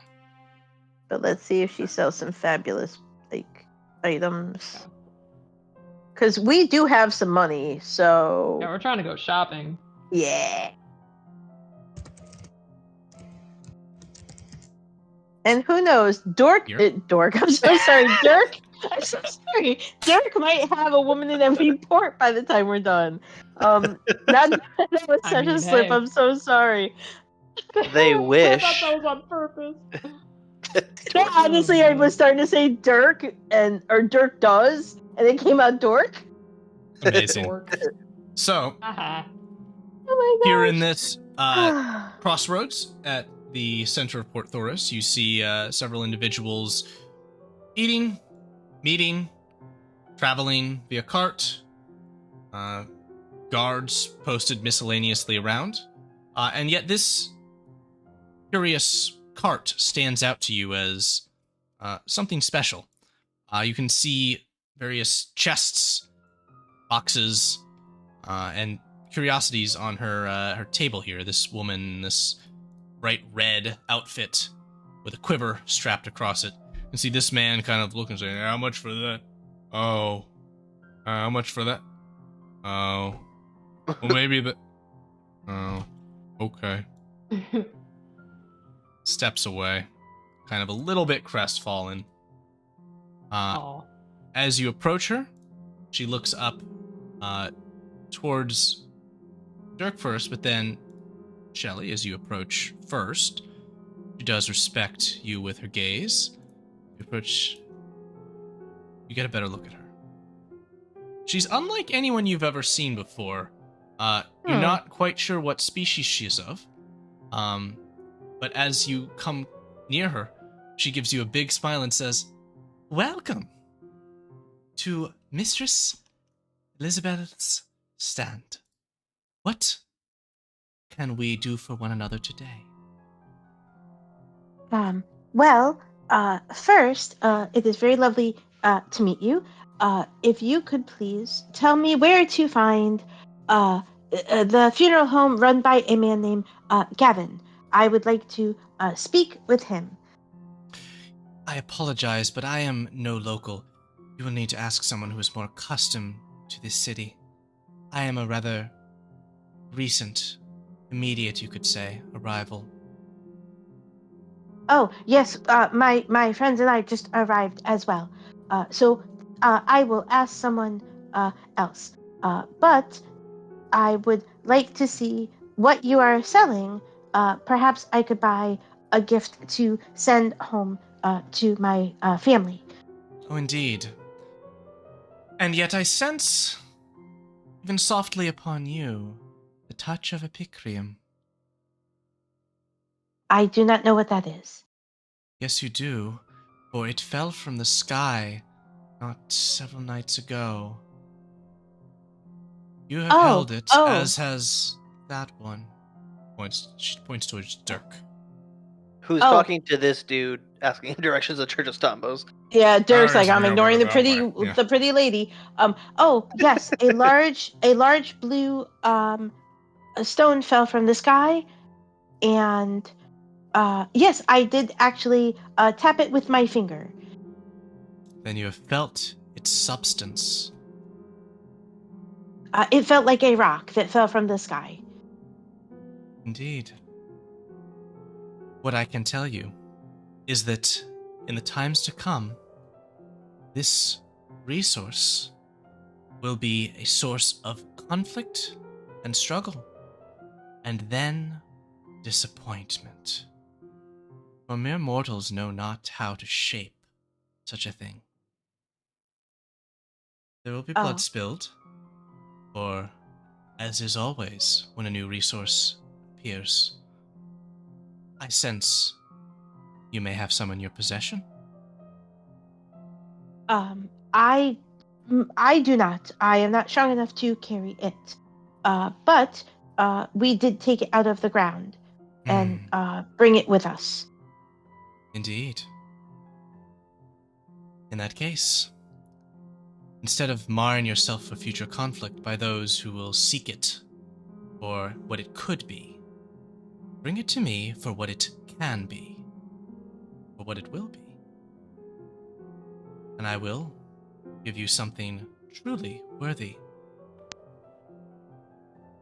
Well, it is not mine to give. I believe it is Dirk's to give. But I will ask him for you. Mara's been eavesdropping on this. Yeah. And she's going to interject and say, "What exactly do you want with this thing?" I am merely a trader. Transmuter, you might say. An opportunist, yes. For now is the time for a small number, quick wit, and the proper intuition to benefit. And for those who are foolish, do not fare so well. As she does this, as she says this, you observe a man creeping up on her cart, climbing into it, reaching in for a chest. As he's drawing it out, she, without looking in his direction, effortlessly reaches to her side, unhitches a crossbow, extends her arm out, pointing it in his direction, and as she clicks the trigger, a bolt fires out of it with great force, and the man drops to the ground, motionless, falling from the cart. And as she observes her weapon and allows you to, before holstering it, she says, "As I said, one could greatly benefit."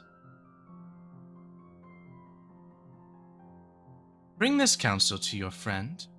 He is the one that controls the substance. There is also more here in the city. One of these stones has fallen in the northeastern districts. The guards and the criminal element of this city currently are at a standoff over its ownership. You wish to step in, take it, and bring it to me? Along with that which you already have, I can reward you doubly so. I roll an insight check. Please.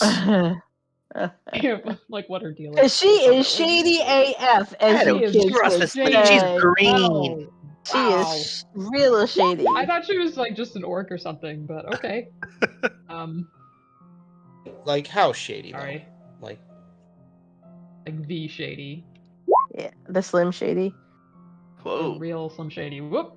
Yep. Oh. Yep. Shelly has no Um. thoughts to doubt this woman, so she's just like, oh, really? Okay, I'll tell Dirk. Yeah. Insight 23 from Rose. You can read this person, Goddamn. as she seems to be exerting herself, and perhaps leaving herself open to perceptions into her intent. And the intent that you can read is an element of desperation, frankly.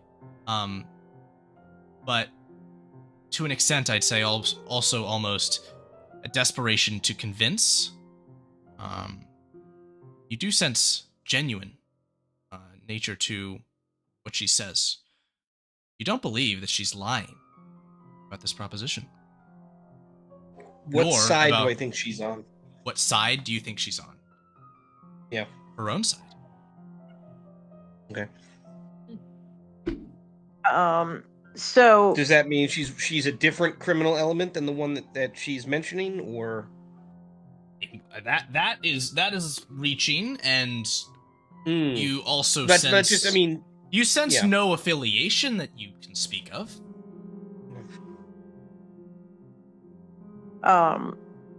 Shelly she's has Switzerland, but she's evil Switzerland. Evil Switzerland. Which is real jeez. Switzerland. And we apologize to all the Swiss in the audience. So We don't want to talk about Nazi gold here.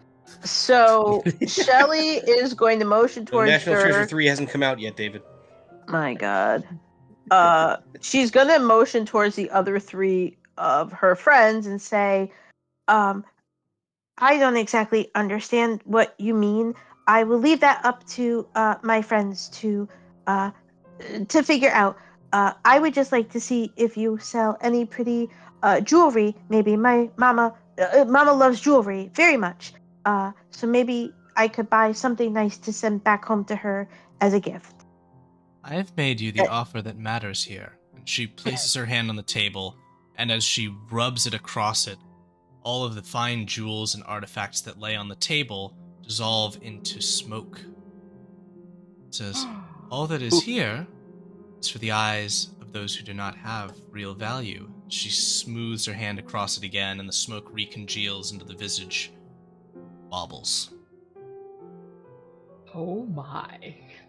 Oh. Well, that is a shame because I would have gladly bought a high quality item to send back home.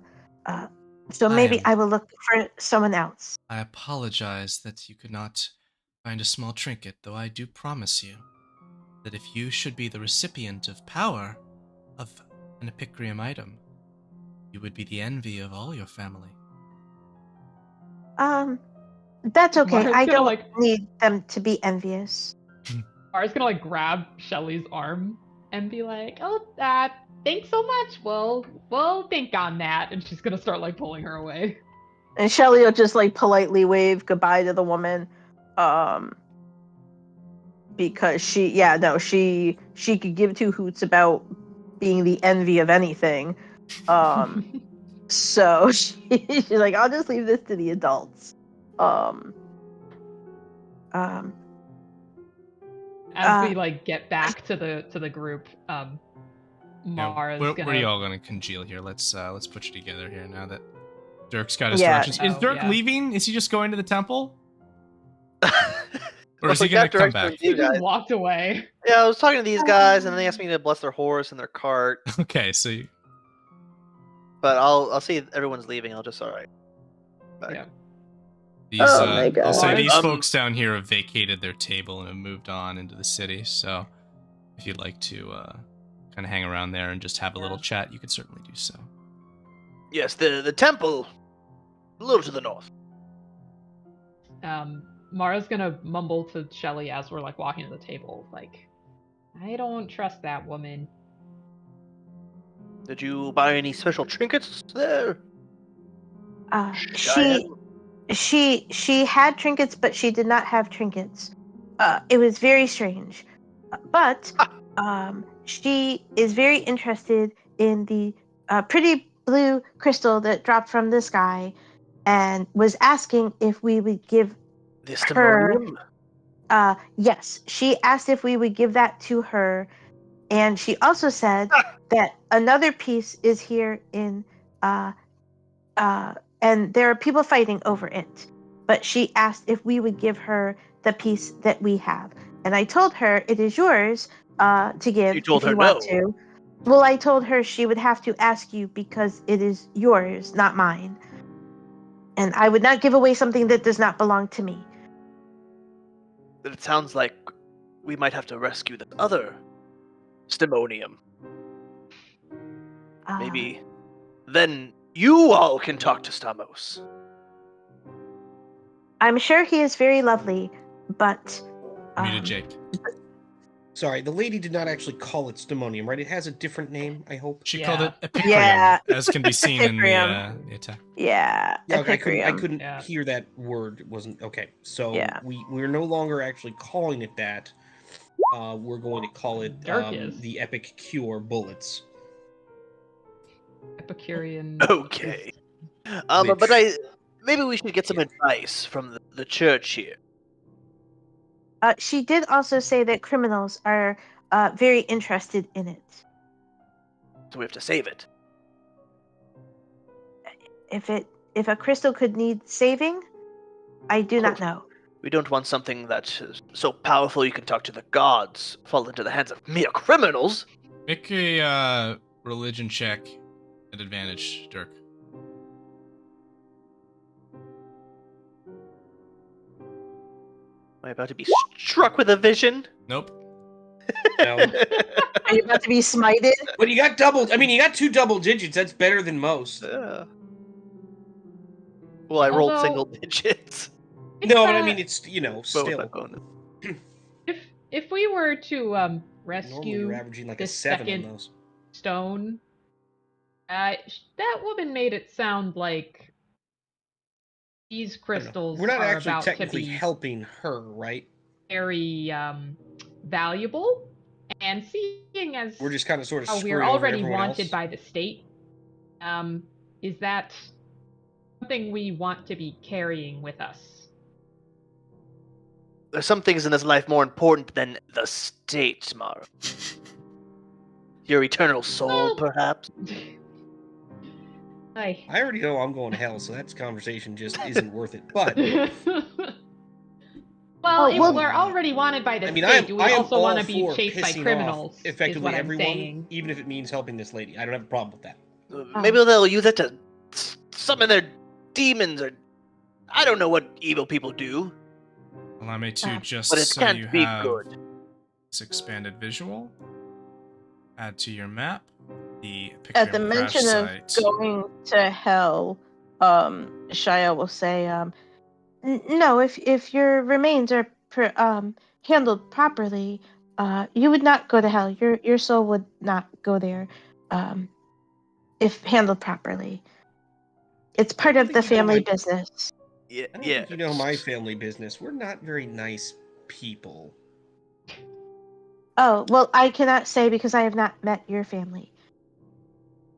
Hmm.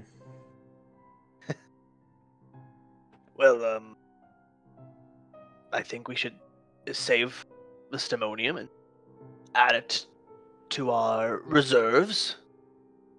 And hopefully it'll increase our level of vision. Hmm. Is the Temple of Stamos We the do know we have to get only- this stuff out of like the the main city. temple? So should we prepare the exit first? It is, as well as you know, the primary pantheonic temple in Port Thorus, yes. Okay. There are probably smaller shrines to the other deities in the pantheon. But it's the best one. Considering that Shelley's family worships the death god, I'm guessing there's not one of those in town.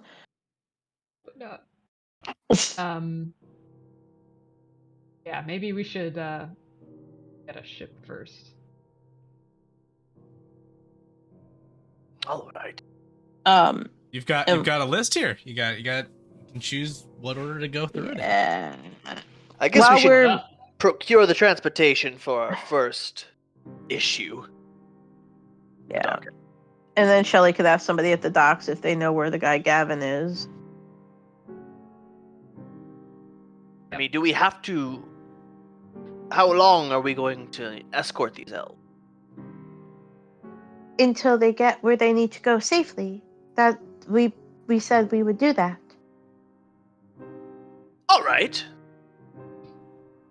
But what if we don't? We would be breaking our promise. I would be They breaking are my alive. promise. I mean, we helped them up to the point. We kept them alive, kept them from being genocided against. The job is done. No, we said we would get them there safely, so we will get them there safely. Like we said. And we're also in just as much danger as they are. So splitting up seems like a terrible idea.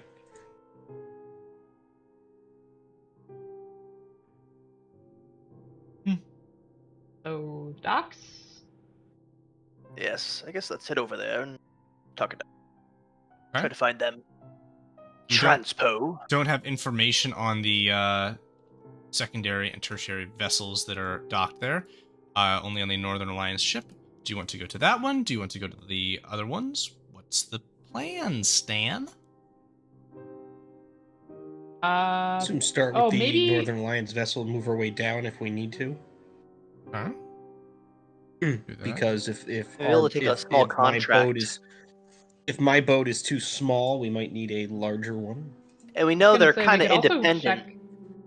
We could check out the tavern, see if there's anyone like Any sailors or captains that we could commandeer their ship. We could just steal a ship and say hell with it and be our own crew. Whoa. By commandeer, we mean hire. But I feel like the North Alliance, they're not really affiliated with the Virgin Empire. They So wouldn't- I was thinking they'd be less borrow. likely to backstab us. Yeah. Borrow without maybe- returning. I am the Northern Alliance. But they're like not and it's a weird alliance. No, that's me. I am the Northern Alliance. Oh. So let's use as your far as I'm ship. concerned, Yeah, pretty much. You approach I mean, I might what have to do is some hoodwinking. a small vessel that has limited quarters, as you are well aware of, Rose. This vessel certainly could not bear the many of the Dark Elves and all of their rations below decks. And the that you can horse. say. And the horse. And the donkey. And the bird. Our own zoo. And the zoo. Yep, and the bird. Yeah. And the giant rock. Jeez. Good thing BB's not here.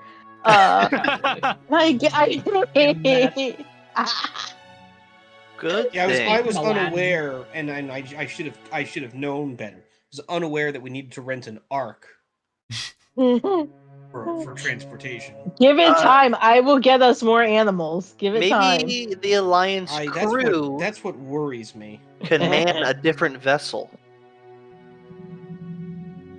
You can see there's a probably mostly like a skeleton crew here. It's like kind of these four guys. Maybe there's one or two that are off the ship. This woman approaches you and says, "Greetings. What can I do for you?" Yes. I just present my letters of marque. Oh, hello there, And ask. Miss Tranmere. Lady, I we presume don't is need to- proper. We don't need. Apologies. Yeah, no, we don't. We hate that stuff. Nonetheless, what is it is the proper. current? Believe me, I know. What's the current? I want to say mission timeline, but the port timeline for the boat. What is their like current assignment? Well, we've more or less been waiting for a couple of details to return. Yours being one of them. Did you ever resolve that? Yes, about that. We did badly. Right. How many persons can we transport on this boat, not including the 4 of us and the crew? If you have yourselves, we could probably add. I'd say about maybe a dozen in total. So if you have half a dozen others that you'd like to bring along.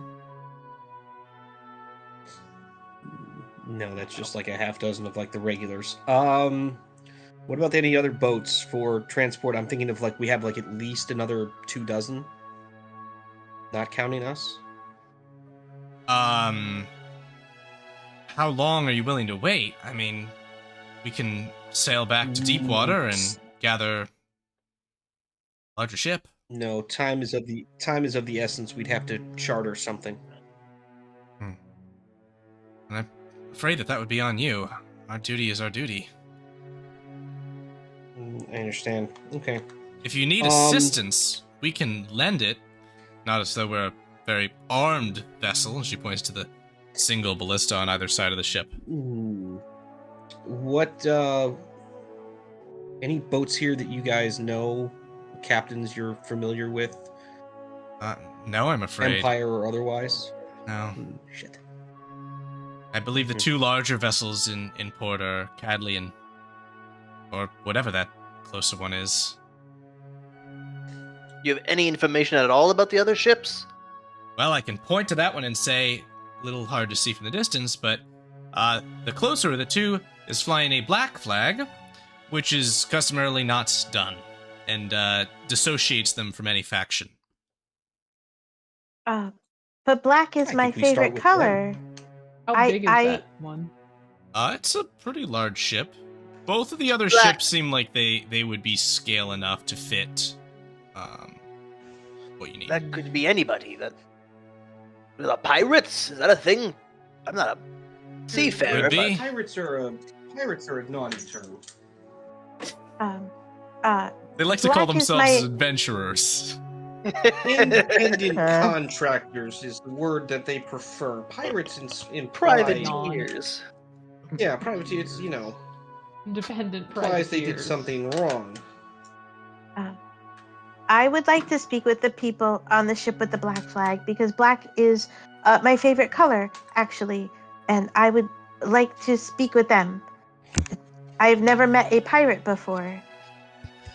They're not pirates. You can't call them pirates.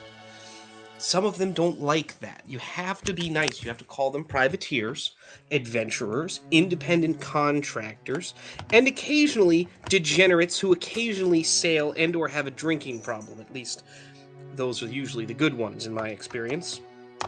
I would call them a pirate until I know their name. Then I would call them by their name. So can we go meet the people on the ship with the black flag? The captain will say, nonetheless, Lady Tranmere, send word if we can provide any assistance. I ask only one more stupid question. You wouldn't happen to have a wheelbarrow or a pull cart on board, do you?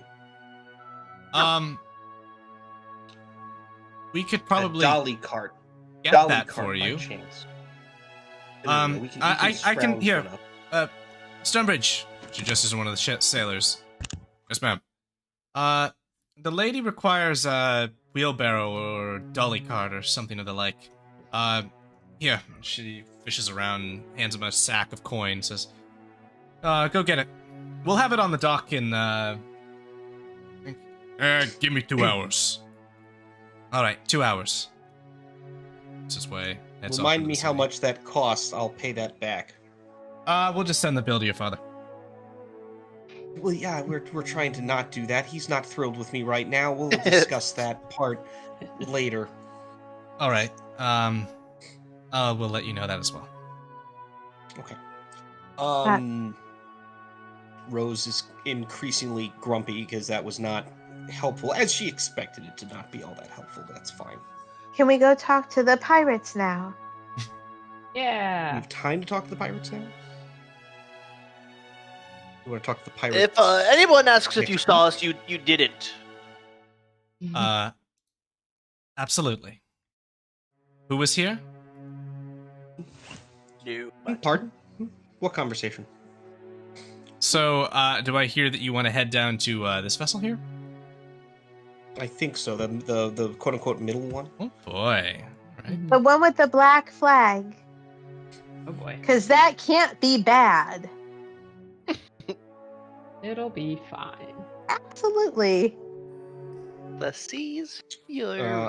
I posted in the VTT earlier, but Rose on their way over to that is going to cast Eagle's Splendor. I'm going to give myself advantage on charisma checks. As you We're going to call it approach, the seas furry. It's fine. as you approach the vessel, you can hear excited gallivanting and a voice that says, "Have I ever told you about that one time when my stealth was so unseen that I robbed a whole feast out from under them?" No, can you tell me later? I'm trying to get these ropes tied. Oh, all right, no worries. But it looks like there's some visitors. As you can see, a man, appears to be a man, but also appears to be a small furred creature. At least He's by so appearance. cute. The seas furry. See? I was right. I It's was a right. Talking trash panda. I was right. It's the seas furry. Don't tell me it's not. And The sea looking down, furry. he says, "Well, hello, and welcome to the Seas Fury, the finest ship to ever venture upon these southern seas. I am Captain Razzle Turnip, at your service. What might I do for you today?" All right, Turnip. Who are you affiliated with? I love him. Good sir, I'm affiliated with myself. Oh my gosh. I know you're going to say his name was Razzle Dazzle. Oh, goddamn. Okay. Shelly's going to give a very big wave and say, permission to come aboard, Captain. Permission granted, young lady, and Oh. the rest of you as well, if you would not mind bringing yourselves aboard my fine vessel. I have never been aboard a ship like this before, so thank you for granting us permission. I believe that is the proper way to address a captain. As it is, well done. How tall is check. this guy? Go roll it. How tall is he? He is 7 feet tall. Jesus What? Christ. Is he really? Yes. Wait a minute. How does his body look Huge. strange? Like weirdly lumpy? Like he's wearing an overcoat and there's Like a 3 trench raccoons coat. stacked on top of each other? Not Can you particularly. sneak into adult movies? Damn it! Dirk, Oh god. you can tell that this is a scoundrel. The best kind. Women love a bad Perfect. boy, Dirk. Exactly who we're looking for. But does he look like Exactly. he's trying like too hard to get us onto the ship? Like it's like he should He not be seems- trusted. he He's a seems- salesman. Honestly Should welcoming. But yeah, a bit of salesman, sure. That's I'll fine. gingerly Sold. step on the vessel. Sold. Shelly holds out her hand so enthusiastically. It is very lovely to meet you. My name is Shael, and these are my friends, and we really like your ship. He holds out a furred hand, which seems to be a strange hybrid of what would be a human hand and that of a clawed raccoon with pads and all, and shakes your hand and says, Well, it is a pleasure to meet you, Shael. She's gonna resist the urge to pet his fur. He sees But your she hand wants reaching to and pet his says, fur. and pulls his sleeve back and says, "Go ahead if you like." Oh, thank you. I don't mean to be rude, but you look so very soft and fluffy. I know. And she just I'm a one of a agrees. kind. aggressively like pat. Rose literally like not scolding Shelly, but just kind of like don't encourage her. She does not need that. Oh. I miss BB, so this is the next best thing while BB is not here. BB is my best friend. He is my dog, and I had to leave him behind.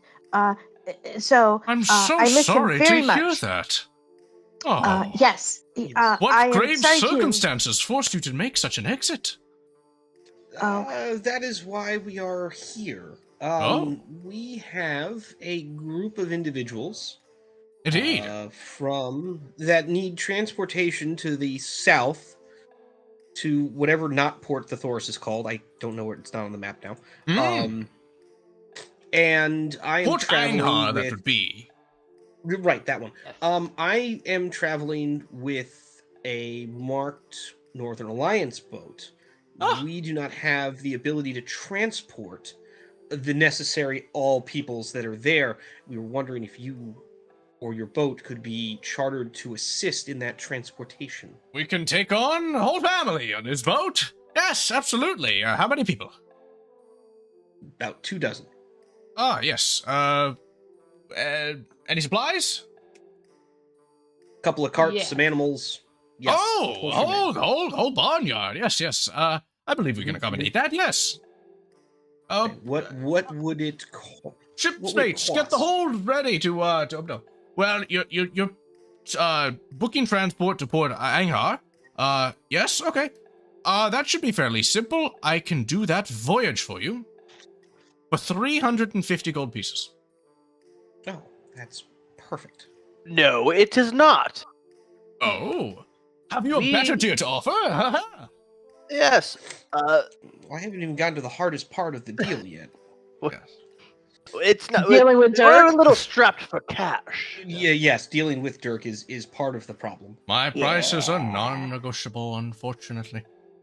These actually, I was hoping that perhaps we have an extra complication. Actually, maybe a couple of them.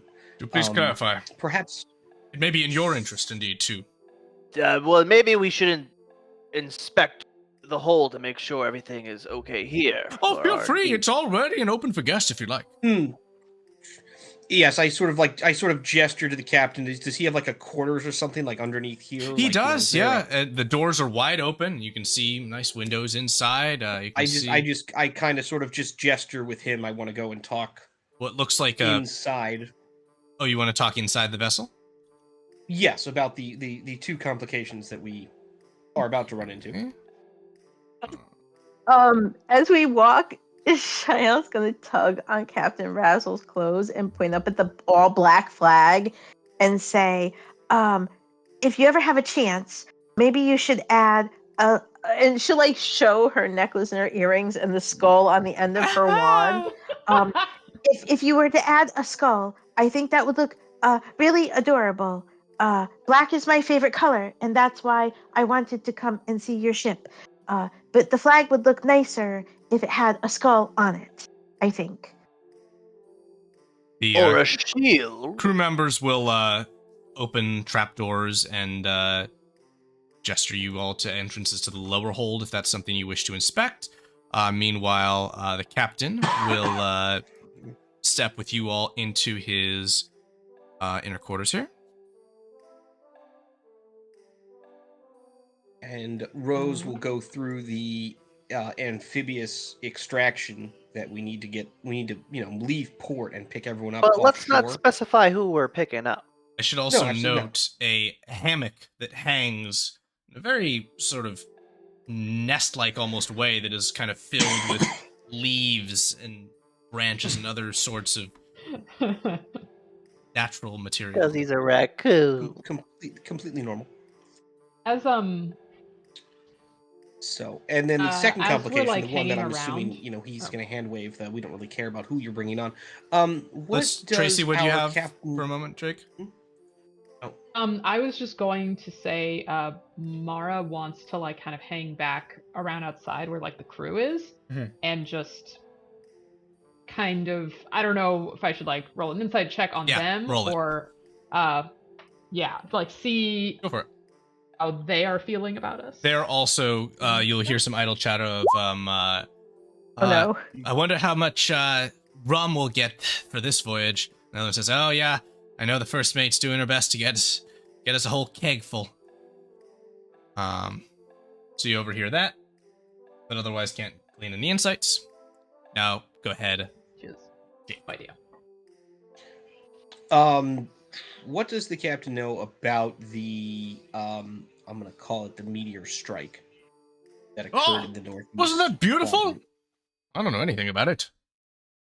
Okay. See, I told Dirk it was a meteor shower, and he did not believe me. Do I believe him when he says that? Roll insight. Okay. Dirk, what are you Raccoons up don't to lie. over there? I'm going through his desk. Oh, Dirk. Then we can look around anywhere we want. He Oh, Dirk. observes you doing so. And Rose, you perceive that he's truthful about the meteors. You also perceive him give a subtle nod and kind of inhale and exhale sharply as he observes Dirk going through his things, but then turns back with as much of a smile as a raccoon can give to your conversation. Okay, so he's not part of that element. The criminal element that might be trying to go after that with the guards. How many run-ins have you ever had with them by chance? Oh, the hand! Oh, we tend to not cross paths as much as we can. Okay. The Is that like hand? a dangerous thing or just a self-preservation thing? I like to do business on my own. Okay. We will do our best to maintain that stance of neutrality, as it were. Indeed. Mara's ears prick up at the mention of the hand. So, complications you mentioned about this whole business?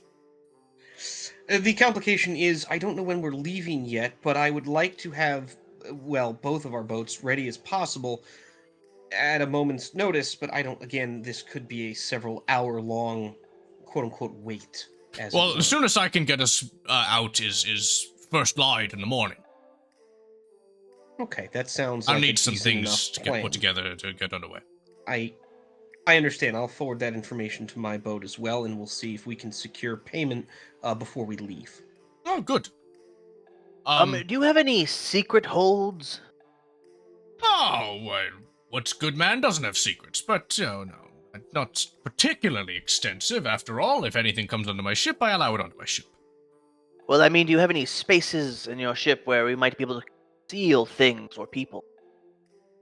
People, no, not so much, but, I could stash away some trinkets if you like. Okay. We're built to haul cargo as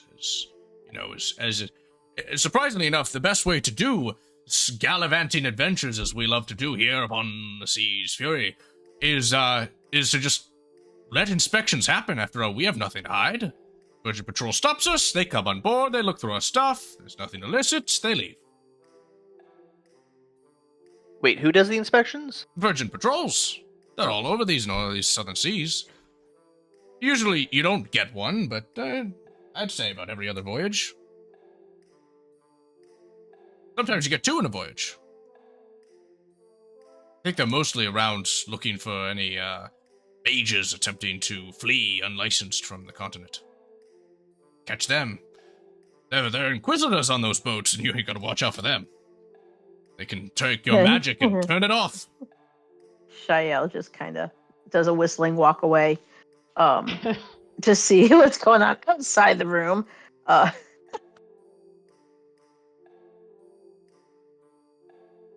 So, Rose sort of, nods in acknowledgement and is kind of sort of like, okay. I'm- There's information we now need to pass along to may I make a hunch, various individuals. madam? Sure. Perhaps I'm reading too much into things. Mhm. I bring this topic up because you're bringing a lot of people on board. You seem to be a little bit quiet. Is a virgin's inspection something you'd prefer to avoid? Absolutely it would be. we're a Northern Alliance vessel. We have no qualms with the Empire. We do our own business, they do theirs. This is how things work here. A Virgin ship sees us. We slow down. We let them come up, do their inspection. We don't hide things. We don't hide people. Now, if we see a Virgin vessel and you'd prefer that we let the wind into our sails and happen to veer away, we can do that. We can guarantee that. And even guarantee that if the dangers of combat should come, we are insured for that. It's going to cost you extra up front. 150 extra. Shouldn't be an issue. 500 gold for the voyage, and no complications? Well, the little amphibious insertion part, how many longboats can we get between their boat and the Alliance boat for the pickup on the shoreline? What kind of pickup are you talking about doing here? We don't want them to enter the city. We want to pick them up via rowboat on the shoreline on the outskirts. Oh, well, we can solve that. That's a fair matter, especially if you have other longboats. Yeah, we can let's see. It's more of We have like two like small their boats two and carts, one the large heavy boat, equipment. I was gonna say if they have one large boat, I would figure we'd probably get everyone on board in like 2 or 3 trips. Yeah, that's doable. Okay. All right. That was my one part, and I was hoping like first light. I was hoping to do it in darkness, but Okay, fantastic. if it has to be done at first, like us leaving at first light and doing the pickup, We might be At able daybreak to or- organize some kind of intermediary. We'll see what we can do. okay. I need All right. to pass along. We need to pass along information to the elves at some point, particularly the ones who are actually like good at spellcasting. Shall I mark our business on the Sea's Fury concluded for now? Yes. All right. Yes, In that good sir. case, Captain Razzle Turnip will be pleased to see you back, and he will be awaiting payment before sundown, in order to ensure that they are set and ready to make this happen. How much money was that crazy lady offering us for the epic bullets? No money. She was Not offering you specify. No. power. And envy, Okay. which Shael doesn't care We about. don't need. Not helpful. Yeah. Did we have a party fund, or was it just everyone divvied up their own thing? I think everyone kind of had their own stuff. I have 77 gold, but 50 of that is earmarked for donation. Oh god. And so is I 3 have- silver, Dirk. 3 silver is And also 3 marked silver. for donation. Don't worry, I was gonna give it up. I know you weren't. Mara's got 545. Damn! 620. Jesus, you two. Yeah. Oh my god! Oh my stars! Dollar bills, y'all. What can I say? Like, business is booming for Shael's family. Like, Yeah. So there's 2 things Rose would need to have done. We would need to speak with the Elder regarding concealment, particularly magical concealment, if they have it. Because if there is a way for us to, I don't mind getting inspected as long as we know that they're not going to like just detect magic and be like, those 4 get shot right now, because I want to avoid that. Probably and would. then I would just maybe on the way out back to the temple leave a note for my boat regarding the additional costs of the charter with our Maypock raccoon friend. As you If that's are something that they have on calculating, board. as you were calculating such divvies, and the work Tracy. number is called once again. Why is the work Sorry. number constantly being called where you live? Because I live on a very busy main street. I'm assuming that's a fire truck. It sounds like it's a fire You truck. see a figure jogging in your direction along the road, moving towards you, waving. It's the coroner that you encountered on the way into the town. Says, "Oh, good. I was hoping I'd see you again." And he waves to you, Dirk. He says, Yes. "Good stuff. You brought more money to donate. If only. Though we may be due some donations if this goes. If you can in fact aid me. I was in fact, if I didn't see you along here, to head to the Temple of Stamos. My friends, Gavin and Sons, the other funeral home, they're not in. I peeked in and... Have you ever stepped into a room and known it's not a room you should enter alone? That's the feeling I got when I opened the door to their home.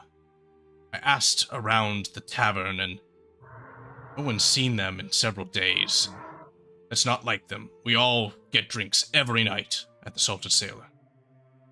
I wondered if I might simply beg the assistance of a good servant of Stamos to step alongside me and to investigate, to ensure that everything's all right with my good friends. Of course. Someone as devout as you are, I'll help in a heartbeat. Get ready for another dagger in the chest, people. All right. This hasn't worked out well for Mara so far today, but I'm gonna roll an insight check on this guy. Roll. And make sure he's not anything sketchy. I mean... He seems afraid. Oh dear. Yeah, okay. Oh dear. Yeah, genuine fear, genuine, like, WTF is completely understandable with, like, it's normal for us, so when other people come across it, they're like, why? What? Yeah. So, Yeah, let's hit it. you move, Yep. jogging off in the direction of Gavin and Son's funeral home. Yeah. As you will be arriving there, we will be beginning our next chapter, which brings this one to a close. Mysteries arise, spectacles arrive, and your journey is just beginning. One which I will be excited to conclude next time. I will see you all, I believe, in 2 weeks for us. In that case, everyone, I wish you a fantastic rest of your week and a good night.